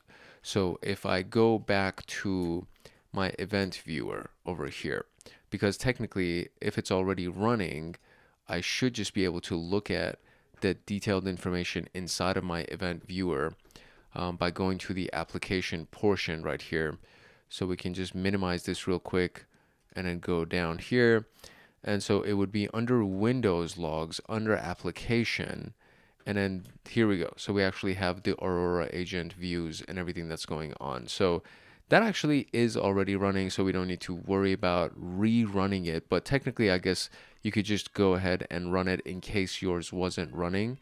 And once it's running, you can go ahead and look at all of the events that are being generated inside of the event viewer under Windows Logs application, and then you can just see Aurora agent inside all of them, etc., etc. Event 1 Aurora agent, event properties, etc. So okay, so now we have tracked down our events. So now we're going to run the tests. So what I'm going to do, just to make life a little bit easier here, because there are over 1,000 events that are already generated here, we are going to clear the logs here. So we're going to clear this log, and then we're going to go back to our PowerShell, and the question was to run the test, I think 13 or something. So let me see which test it was that we're supposed to run. Excluding the who am I detection, what happens when you run test 7? Okay, that's the one that we're supposed to run. So we will do Invoke-AtomicTest. And then we will do T1547.001-7, and we will press enter on this thing. And it's going to run it. Excellent. So executing the test, add executable shortcut to yada, yada, yada. And it's going to be inside of the user startup folder. Great. So add executable to the user startup folder. So we actually have an executable that's been generated here inside of the user startup folder. Isn't that interesting? So let's go to the PC here inside of users. I'm the administrator, in my startup folder. Isn't this my startup folder? Huh. Okay, whatever. All right, so that's not really what's important. What's important is that I need to go over here and I need to refresh my logs. And now I have Aurora agent. Great, great, great. So excluding the who am I detection. So it might be at the very beginning. Have I organized this by time? 6:52, 51, 25. Okay, so that should be, I want to say this might be the who am I because it's the very first one, but it's not the event ID itself. So let's open this up. Let's see what this was. Sigma rule, okay, details, and it says that it was matched, and this is what's going on. Can I maximize this piece? It seems like I can. So let's open this up a little bit and see what has been ran inside of this thing right here. Okay, no, this one seems to be because I cleared my logs. So it says that the event log was cleared, Windows system suspicious event log cleared. So that seems to be the issues. Yeah, system event log cleared. So that's the one that is not the immediate one that's of note. Here we have the very next one that would also match the Sigma rule over here. Who am I execution? So that's the rule title for that one. So it's saying excluding that one, what is the title of the first rule that's been triggered, which would be the very next one right here. So if I open this thing, go to here and look at the title, it's also who am I execution. Okay, so let's go to the next one and let's see what's the title for this one. It says startup folder file write. That seems to be the rule title here from Roberto Rodriguez. Is it? Or Sigma startup folder file write? Yeah, I think that is it, right? So that seems to be the thing. So let's see if that's actually the answer. Although I feel like it's not. So startup, no, it's not. It does not fit the formatting. So let's go and look at some of these other titles, these other rules that may be potentially relevant. It says PowerShell writing startup shortcuts. Let's try this one and see if that would be it. PowerShell writing startup shortcuts is the answer. Although technically that is not the first one after who am I, because the third one right here was also saying who am I execution. So the very next one after that third one was this one right here that said startup folder file write. So technically, that's the first rule. But this warning is the one that had the name for PowerShell writing startup shortcuts. So that was that one. So let's go back here. Now it says excluding the who am I detection. What is the title of the first rule that's triggered when we run test number 8? So let's go back and let's make sure that we clear this one because this actually created a file here. So we will click up here and then we're going to go to cleanup and then that'll be done. Excellent. I will do up and then we'll do up one more and I'll just change that to a number 8 because we're running test number 8 on this one. And it says add persistent via the recycle bin. No way. That's crazy that we could do that. I didn't even know you could do that. Obviously you can because you could probably just do anything at this point. But now there's persistence available via the recycle bin. And I totally forgot to clear the logs. So now we're probably dealing with an extra number of stuff. Oh, not that many. Okay, that's fine. Okay, cool. So now it says excluding the who am I detection. What is the title of the first rule that's triggered after executing this one? So what do we have? We have, I think like the big change was like between 8 and 12 right here because it took about 4 minutes maybe. So if I go here, let's see, this is who am I execution. So I think that's the new set of files, who am I execution again. And then what's this one? It says also who am I execution. There's 3 who am I executions. Are you kidding me? Also who am I execution? What the hell? So let's go to this one, the warning one. Registry persistence mechanisms in recycle bin. That seems to be the one that is of note here. So we're just going to take that whole thing. We're going to, can we copy it? I thought I could copy it, but Control C, let's try it. Let's go to the beginning, paste that, excellent, and boom, shakalakalaka, excellent. So that is working great as well. So now we're going to go back to PowerShell, and we are going to clean up. So dash clean up, enter, and we have cleaned that up. So great. Now moving on to customizing the AtomicRedTeam tool. Customizing the Atomic Red Team tool is actually very useful in the event that there are no MITRE techniques that exist for your specific testing environment or for your company or something like that.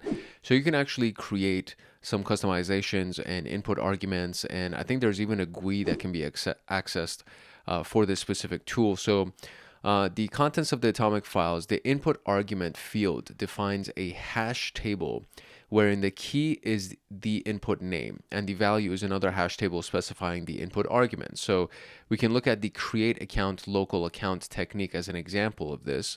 So if we look at the YAML file for that specific technique, we can see the input arguments are the username and the password, and these are the descriptions, etc. So using this as an example, you can observe that this snippet showcases two things. We have the username that is described as the username of the user to create. The username is string and the value defaults to this. And then the password is the password of the user to create. It's also a string and the default goes to this, right? So the value default of the username is going to be this right here, and it's for this specific rule. So just keep that in mind. And then the value default for the password is essentially the same thing with just the exclamation at the end of it.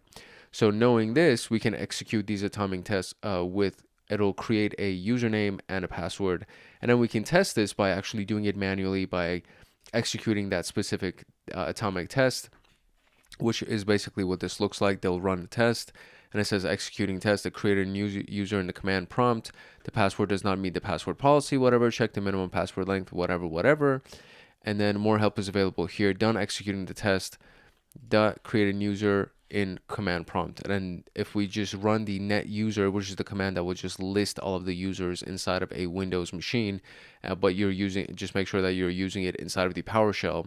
When you do net user, you can see that we have actually created a new user. Where is the new user? It's supposed to be here. It's not here. So user accounts for atomic default account, And so based on this, the user was not created successfully due to the existing password policy requirement. I see. So we can try customizing the input arguments and replacing the password to satisfy the policy. So that's the reason why it was not created, right? The password does not meet the password policy requirements. So the way that we can do this is in a few different ways, right? So to be able to do this interactively, meaning you prompt for the input arguments, you would run the test as normal. Up until test number 3, it's exactly the same command, and then you just do prompt for input arguments.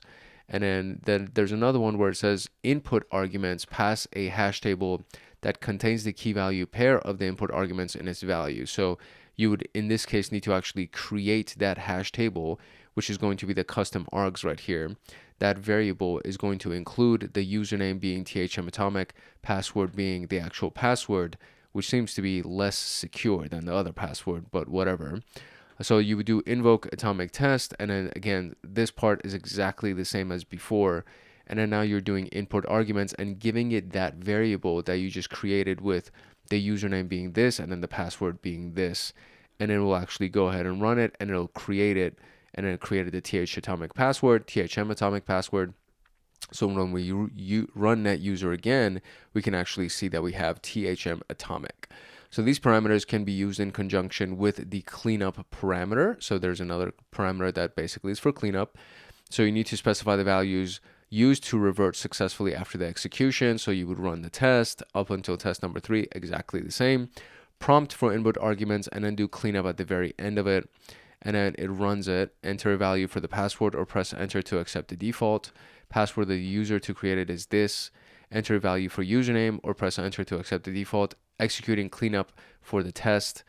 Create a new user in the Done executing cleanup, net users, and then you can see that the user no longer exists because they just did the cleanup pretty much as they ran it. So the command snippet shows that the newly created account was successfully removed using that cleanup. And there's something else. Not all atomics can use this functionality. Only the atomics that have defined the input arguments section can change values during execution. If you need to execute a more specific test, you can create your own atomic test. And it has a functionality that has a GUI, which is very awesome. So if you are not a fan of the command line, which I actually love because it makes me really feel like a hacker, like when I use the command line, it makes me feel legit. So I don't know, more power to you if you just want to use the GUI. And I think it is more user friendly, and you can transfer the skill to somebody who's not as well versed with the command line. So there's a lot of benefits to the GUI. And obviously, the key benefit in this case is that you can actually create a new atomic test, because in case there are no input arguments available, then you would have to create a new one. So the atomic GUI is a web-based form that users can fill out to generate YAML definition of atomic tests, and it can be inserted into the appropriate atomic technique. So you would do start atomic GUI via PowerShell. I can't do it because my machine right here, as we've already established, does not have internet access, but you could just do, you could do start atomic GUI, and you don't need to do anything else. You just literally just do start atomic GUI. And it says stopped all running dashboards, and then it'll create a new one. So the port number is 8487. I think that's the default port for it. And then to be able to run it, you just do localhost :8487/home via a browser.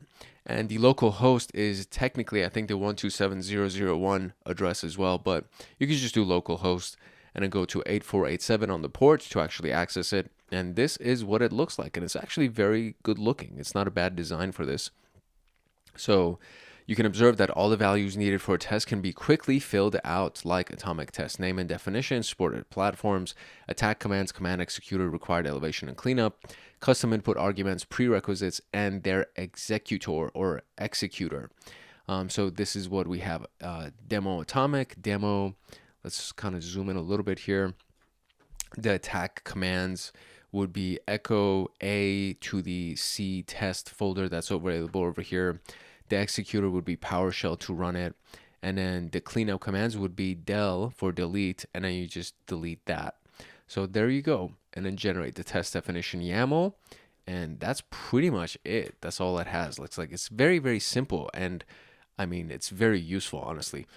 So after writing those values, you can generate the output by creating a generate test definition. And so this results in a YAML output that can be inserted into an atomic technique needing a modification. And this is what this looks like. So demo atomic, and then you have this forward arrow button that says that I guess would actually turn it would insert it into any atomic technique needing modification. So add 2 spaces to align the atomic test in the target atomic YAML file. You may need the highlighted button above twice to insert the appropriate indentation. I see. So this is what this is for right here. So you add 2 spaces to align the atomic tests, and this is what that means. So you may click the targeted button. So I think it's acting as an indentation. I think that's what this is doing. I think it's what it's doing, because it's basically just doing 2 spaces. So you see, like, executor EX would be the first 2 spaces. So you do 2 spaces and it makes it command . And so you do need to do that. You need to have indentations under each one of these things. So just in case this dash is the very first character or first space, you would have dash space name and then description, etc.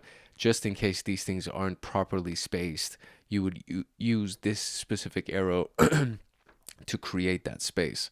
Sorry, by the way, if you can already tell, I'm kind of under the weather. So I'm doing this recording, and I like, it was weird. Like, nothing was wrong this morning, and then as the day progressed, I just kind of feel a little bit iffy or whatever. Okay, so the first question is, what is the parameter that would prompt for interactive arguments? And that would be the prompt for input arguments. So we'll bring that over here, and then we'll paste that here. And then we got what parameter should be used to injection with this to revert changes, which is our cleanup as per usual. And what is the default port used by the GUI? And it was 8487, I want to say. Yeah, 8487 is that. So we will do 8487, and that is key. So let's go into the case study for this.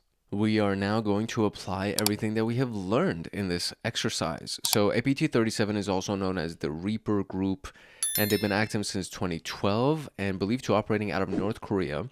They've been known to target a wide range of organizations, including government, defense contractors, and media companies. And these are the guidelines, right? So start by gathering the techniques attributed to them, using the attack navigator, correlate all the existing atomics with the known techniques the given threat actor uses, emulate all available atomic tests, and observe the events generated via Event Viewer or Aurora, and ensure to execute a cleanup after every test, document, and review the results. So first we want to know how many techniques are attributed to APT37. So I'm just going to go into this location right here, and I'll search for APT37 manually, and let's see what we can find. So APT37 threat group, do select right here, and then they said go to layer controls and kind of assign a score to it, so you can basically make it a little bit easier to view. So we'll do 1, and now we can see all of these guys right here. So the score is great, so we want to expand all of them. And so the way that you do that is under layer controls, there's this thing, it says expand subtechniques. And so we have all of these guys right here. And under selection, how many do I have? I have 29 that's available under selection. So let's actually see if 29 is the answer. And okay, great. So it is the answer. So I don't need to do any other filtering. So there's that. So now it says using the mapping provided by Attack Navigator, what is the phishing technique that's used by the threat group? So let's go back here, and we're looking for phishing. So right at the very top right here, we have phishing, and then there's spear phishing attachment. That would be the phishing technique. So let's try spear phishing attachment, and that works great. So how many techniques attributed to APT37 have an existing atomic file? The hint says your filters should only include exact atomic to technique ID matching, meaning searching T001 might also include this in the results. So you should include include exact atomic to technique matching. So the first way, so it says how many techniques, so tactics and techniques, right, have an existing, oh my God, my machine is expiring. So let's go real quick and let's do that before I start doing everything else. Okay, cool. So we did that. So what we need to do basically is we need to just go through the list of the techniques and collect their technique numbers, which may be an interesting experience. So this is what I got over here. So let me see. I can go here and do this, right? So T1566. And let's see if this is actually part of my selection. I believe there was a way that I could actually do this, where I could select something and then include them together. So if we do like multiple selections, we should be able to see that we have 2 selected. So if I do this, I should be able to hopefully pull all of the techniques, and that way I should be able to export this a little bit easier. So hopefully I don't need to like manually create a list of all of these things. So we're just going to make sure that we are controlling. So you hold down control or command depending on where you are, like what system you're using. And then based on that, you can make sure that you're also selecting all of the things. If there's like this blue line around them, that means that they're selected. So that's all good. So I'm just going to select all these, and then I'm going to go through the process of exporting them. So let me see if I can actually go ahead and do that. Okay, so I did export it. So here's what, once you have whatever you want highlighted, you go to under layer controls, you press this downward arrow, the export button, and I exported it as a JSON file. So this is what we see right here, right? So we have the names of them, and then what do we have? Let's go down here, and we should be able to see the individual numbers. So T1037, 1037, 1557, 1033, etc., etc. So we need to collect all of the unique numbers over here, and from there we'll have a general list of what would be available for us. So one thing is that usually what you're looking for, as they said, is the unique one. So if it's 1537.001, it basically counts as one. So we're looking for all of the unique ones, and then from there we'll be able to create some kind of a, I don't want to say query. I guess it is a query technically, because we're going to be run ls against the full list of the atomics that's inside of the path for atomic red team. So I'm going to go ahead and do that real quick, and then we'll come back and then check to see how many of them actually match the list of the atomics that are available. Okay, so what we're going to end up doing is we're going to run the ls, or the dir command. So we'll do ls, and we'll do the contents of tools atomic red team atomics, which is where the location of all the atomics are. And then we're going to do where object, so where the object name matches, right? And then we're going to give it that full list of atomics that we should have technically, or hopefully we have. So we're going to give it the full list of the techniques. And so I'm going to go ahead and paste that like that. So that's the full list of the techniques that I gathered. These are the unique techniques that I found. So if you want to kind of, I guess, like pause and zoom in on this a little bit, if you want, you're more than welcome to do that.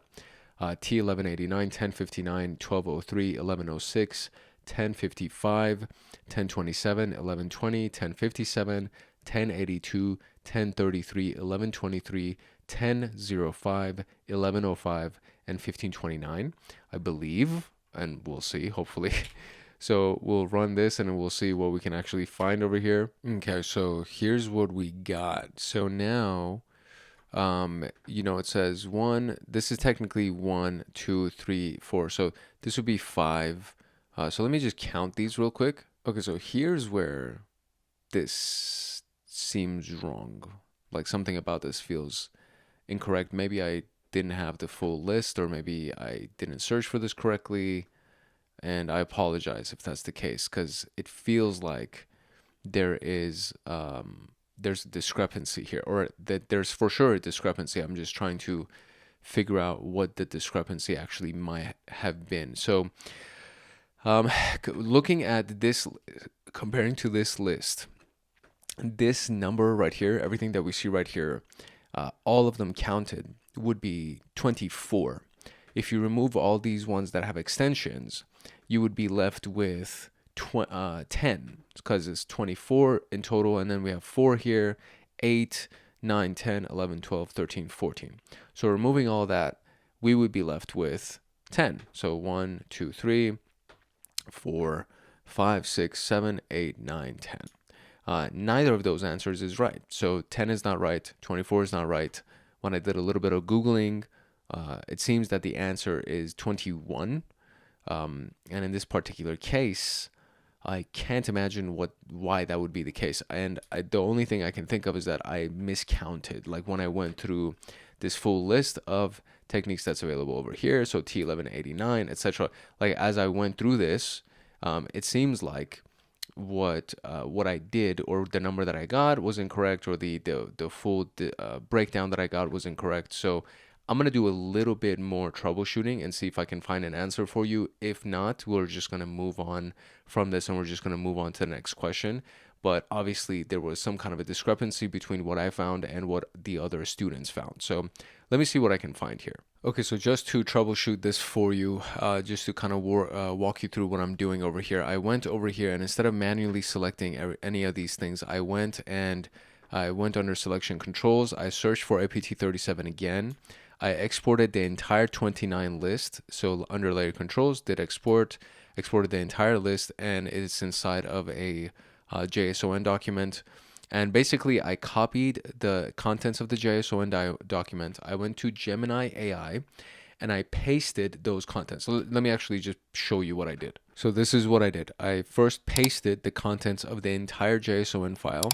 And then at the very, very bottom of it, I said, I need you to essentially skim through this whole thing and pull every ID that looks like this. I want you to pull every unique ID for me. And then it did that. And then what it got for me, and this is a very, very long document. So this is what it got for me. It pulled all of the IDs, but it's also giving me the extensions, right? So the next thing that I said was, okay, great. Now I need you to go through all of that, and I need you to remove all of the extensions, so I'm only left with the base IDs. And it did that for me.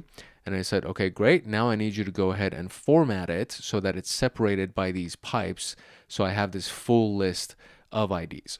So now what I'm going to do is I'm going to take this full list and I'm going to go back into PowerShell and we're going to run that very last command again, except this time I'm going to paste the new list in there, which is significantly a much larger list than the previous one that I had. So let's see if we get a different output this time. So it's significantly longer list, as you can see over here.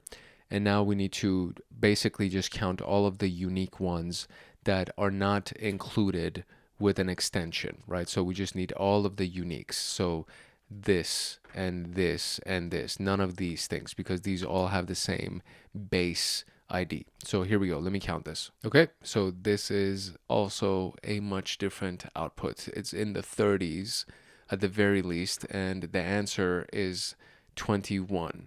So there's definitely a discrepancy.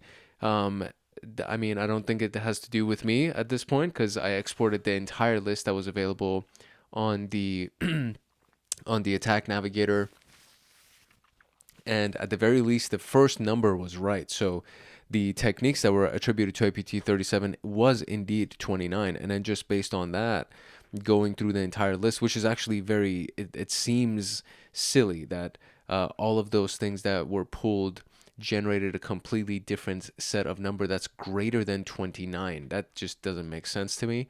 But I tried two different ways to do it. And ultimately we got the wrong number. So the one thing that I think is the key piece here is to know how to filter. So once you kind of have an idea of what the persistent threat group is or the adversary group is, and then from there you want to see what types of techniques they got, and then you go through the list of techniques and then you export the file, and then you can search through something, how many techniques are attributed to this, having an existing atomic file, which is basically what we did right here. These are all existing atomic files that exist for this massive list of IDs, which again, it kind of just seems silly that it's such a big list, but that's the answer. I mean, at the very least, we know how to kind of work through the logic and implement the filtering strategy. That's like the big piece that I want you to walk away with. But sorry if I wasn't able to get you the right answer and give you the exact methodology to try to find that answer. If you find it, I am very curious as to see how you found it. So please drop it in the comment section below. Now, based on the results of this, which atomic test has no tests supported on Windows? And this is going to be tedious as well. So it says this technique only has atomic tests available for Linux and none for Windows. So this only has atomic tests available for Linux and none for Windows. So which atomic has no tests supported on Windows? Okay, so to narrow it down, I went to the layer controls and I clicked filters and I only chose Linux because the hint here tells us that this only has atomic tests available for Linux and none are available for Windows. So if that is indeed the case, then what we can go through is the attack navigator, use the filters, and only choose the Linux option, deselect everything else, and it would only show us the options that have to do with Linux. Now, there are still several options, so it's not like the list shrunk down completely, but it seems to be a little bit. So let's see if I do APT37 in this particular case and do select and still make it that the filter is Linux and I go to selection controls. For some reason, it's still showing me 29, which seems to be not correct.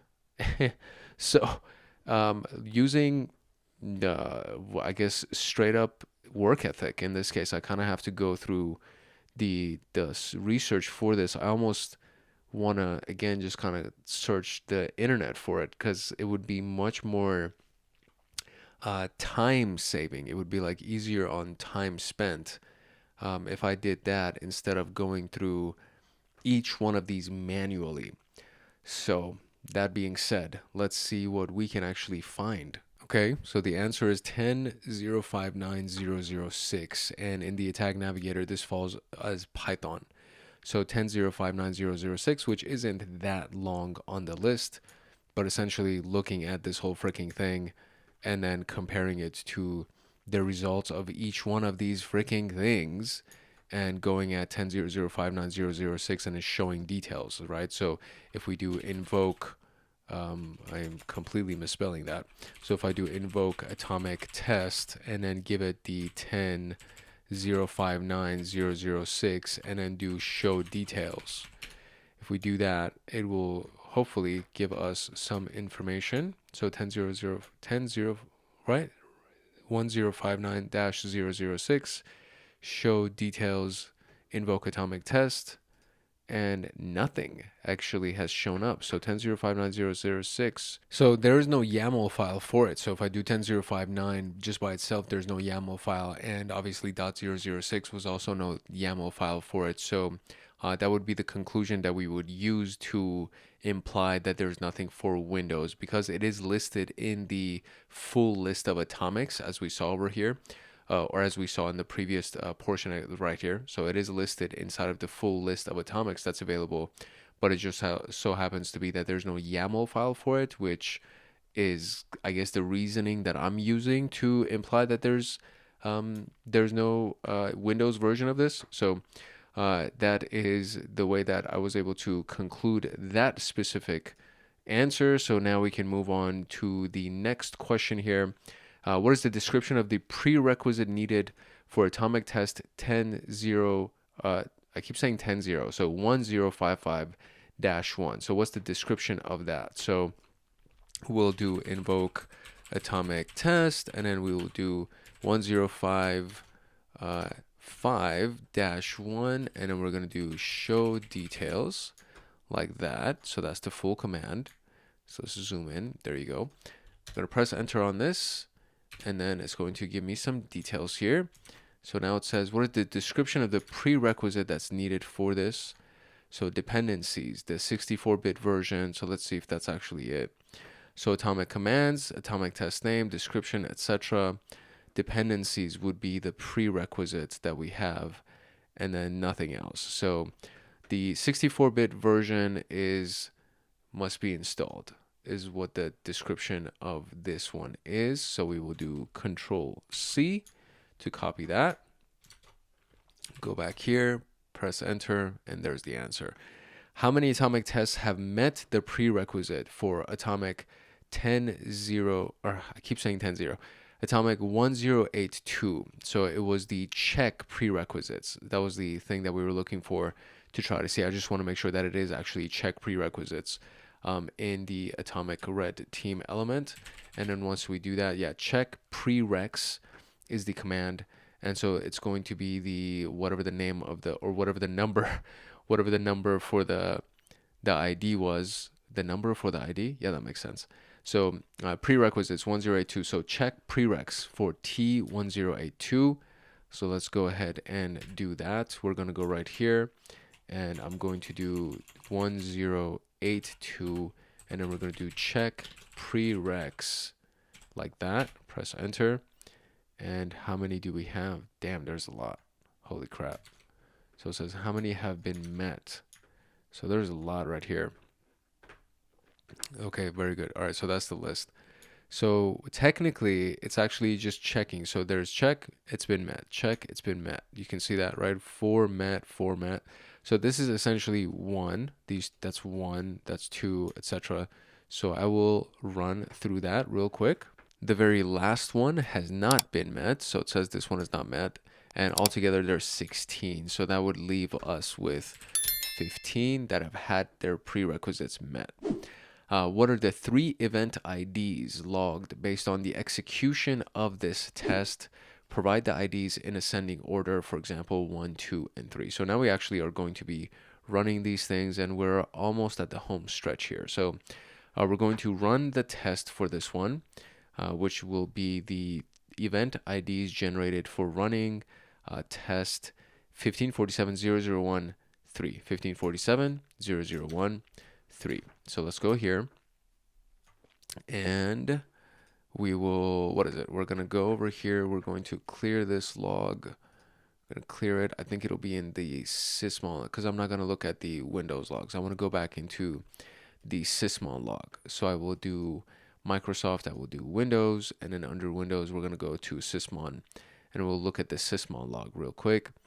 and then clear that right here. 150 events already. Let's clear this log. Cleared, excellent. And then let's go to this guy, and then we're going to run the test that they want. So it is invoke atomic test, and then it's going to be T1547.001, and then it's going to be -3 is the test. And here we go. Okay, so PowerShell registry run once, da da da da. Great. So the test is run. Now we're going to go and refresh. And we have these things. And we have 1, 11, and 13 that's been created. So let's do like that. 1, 11, 13. And that is the answer. Great. So what command is executed with default input value by atomic test 1529-1? Do not run without the show details parameter. So don't actually run it, because apparently that seems to be a really, I'm so curious what it actually is. So first, before we go into that, let's make sure that we do cleanup on this guy to make sure that everything's all good. And then the command itself, or the number, is 1529-1. So it's very, very, they said do not run it without show details. So I really wonder what it's going to do. I'm so curious. So atomic test T1529-1, enter. No, don't press enter. Do show details to actually see what it is. Oh, system shutdown reboot. Okay, that makes sense, because if you actually ran it, then it would shut down the virtual machine, and then we would be in an environment. So what it says, what command is executed by this thing? So it says shutdown st. That's the command. So we're going to copy that, or did I copy it? I wonder if I copied it. So Control C here, go back, go there, and paste it here. There we go. Cool. And oh, so there is a 1 at the end of this that I guess command with inputs, that would be the full thing. So command, and then there's a timeout. So the full thing would actually have a 1 at the end of it. And what is the value of the target file name inside the file creation log event 11 generated by atomic test 1106-1? So we could actually run that one. So let's go ahead and run that one, but I'm going to go back into my logs here. I'm going to clear my logs just to make life a little bit easier. They're not generating too many events, so it should be fairly easy to kind of track down at the end, but just to make life a little bit easier. So invoke atomic test, and it's going to be the 1106-1, not 12-1. Run that. And it created it. It ran. Ooh. Oh my God, a whole thing happened, and my calculator is now open. What? That's crazy. All right, so refresh it. What? Let's refresh it again. The number of events have been disabled? What? What just happened with that test? That is nuts. Okay, that's crazy. That's actually kind of cool. So execution through API, and nothing has happened in this? Okay, so now I need to go and look at our other log, which was our Aurora log. And let's see what the Aurora log actually says has happened, because that was actually kind of cool. So Aurora agent, the most recent one, it says use short name path in command line. What is the value of the target file name inside the file creation log event ID 11? That is very fascinating. I can't believe that that actually doesn't even show it. I'm so fascinated right now. Okay, so I ran it. This time I'm not going to close the calculator. I'm going to go over here and let's see. So new events available. I ran it. So now there are 11 events. I think there was something that I may have accidentally clicked, which is the disable log button, because it said that the log itself was disabled. So I clicked what was here, which is enable log, and then I enabled it before I ran the test one more time, and now we actually have it. So 11 is the file creation one, and then we can look at the details of this to get that target file path, which is this piece right here. So this portion ends up being our target file path. So let me get that, and then we'll go ahead and paste it. I think that should be the actual answer. So We'll copy that, go over here. Let's make sure we're at the very beginning of this location. We'll paste and go right there, and there you go. That is the answer. Excellent. So how many events are generated by executing the cleanup actions of atomic T1105? So we're going to, I'm gonna clean the log again. I think that's probably very important here. So I'm gonna go clean the log one more time, or clear the logs or whatever. Let's clear the log, and we'll clear this. Make sure it's enabled. So it's still enabled because it says disable. So we'll go right here, and oh, I should have done the cleanup of the other one. Crap, now I have to do it twice. So I'm gonna do this. So there's that. So this is actually interesting. So this one, let's see how many events this one generated for us. So we will clear, or we're gonna refresh the log, and this generated 3 events. Okay, so we're gonna clear the log now. Clear. And, or I should have, oh my god, I'm just making my life extra hard right now. So there's that. So now what I'm going to do is I'm going to run T1105 will be the test that I'm going to run. So 1105 just by itself, we're going to run that, and then that's going to be great. Cert util. Ooh, this one's taking a long time to do. I wonder how long this is going to take. Okay, so that took a very long time, mainly because of the fact that it kept trying to download a bunch of different files, and it couldn't because the whole freaking thing is not connected to the internet. So it made several attempts to download a variety of different files, and the issue with that also is the fact that I ran the full thing, right? So when I do T1105, it runs every single test. So it kept running each one of the tests until it got some kind of an error message, and just over and over and over again, it kept lagging and getting stuck, mainly because of the fact that it can't download anything. So that was like a really it was a very long test. I'm not exactly sure how long it took, but definitely over like 10 minutes or something like that. And as you saw, all of the other tests happen in real time within a matter of a second or two. And in relation to all of those other tests, this was a significantly long test. So there's that. Okay. So now what we're going to do is I'm going to go here and I'm going to refresh these freaking logs. And so we have 41 logs that have been generated over here.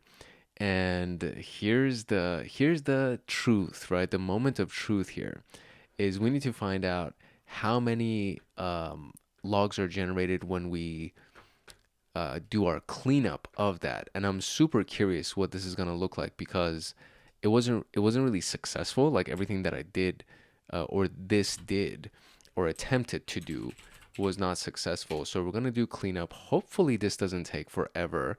Okay, thankfully it seems to be working much faster this time around. And okay, that's done, and it did all of its cleanup. And so now we can go over here and we can refresh, and we can see how many we have. So we have 28, so 28 events were generated. That's great. So let's run 28 and see if that's the answer. Okay, that is actually the answer. That made me very happy, because I thought I was gonna have to go and do a bunch of troubleshooting, try to find that answer. So that one was much more straightforward, and that was actually the very last answer that we needed to get. So we are officially done with these exercises. So I'm going to do the conclusion. I'm going to give you some final thoughts, review kind of a thing, do a few notes here, and then we will officially be done for today. So in our conclusion, it's basically just saying what we did. We looked at it, invoking of ATomicRedTeam, which is actually atomic test is the command that we kept running. The invoke atomic test is what we ran. And then, of course, we used the attack navigator from MITRE again on a couple of tasks here. And with the exception of that, I mean, everything else seems to be, it was pretty repetitive, it felt like. And it was actually very useful. It's nice to know that there is this massive framework that's used, like Atomic Test, that we can run and just create a bunch of different simulations, etc. So that part of it was actually really nice. I liked that a lot. And for the most part, that's pretty much everything that we got for this. So as we did cleanup with the other stuff with atomic test, you always want to do cleanup inside of your virtual rooms here as well. So I'm just going to crash these machines and make sure that I close them all out and terminate all of my instances. And that's pretty much going to be it for today's video.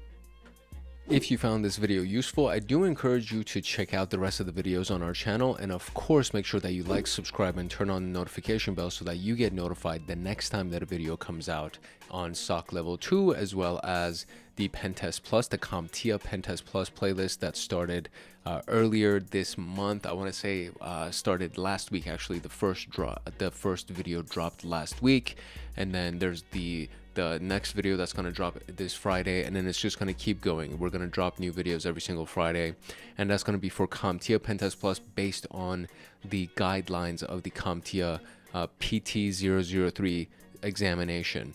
And then there's of course everything else that's going to come out with SOC Level 2, and then there's going to be the AI for cybersecurity that will also be launched as well. I keep saying that. I do realize that it's kind of something that has taken a little bit longer than I promised for it to come out, but I just need to make sure that all of the foundations are set, all the fundamentals are set for you, so that once we get into the AI stuff, that's like pretty advanced stuff that you're going to be doing. So once we get into that, I need you to have all of your foundations and everything covered. So make sure that you like, subscribe, and turn on the notification bell so that you get notified the next time that video comes out. And of course, drop a comment if you have any questions. If you're serious about your CySec training and want access to me on Discord, consider joining Hackaholics Anonymous. We have 4 tiers: the Supporter, Agent, Guardian, and Master. Each tier gets their own Discord server and early access to content. The Agent, Guardian, and Master levels get exclusive content, exclusive downloads, monthly Python automations, live streams with me every month, plus so much more. And to join, you can simply click the link in the description below, or you can go to our homepage and click the join button there, or you can go to youtube.com/@HankHacksHackers/join, and you'll be able to join Hackaholics Anonymous. I hope I see you in the Discord chats. If not, I hope I see you in the comment section. And that'll be it for today. It's your boy Hank Hackers, and at Hank Hacks Hackers, if you're ever network and system attacker/protector, if no one else loves you, Hank loves you. Love, peace, and chicken grease. And I will see you in the next video. Later.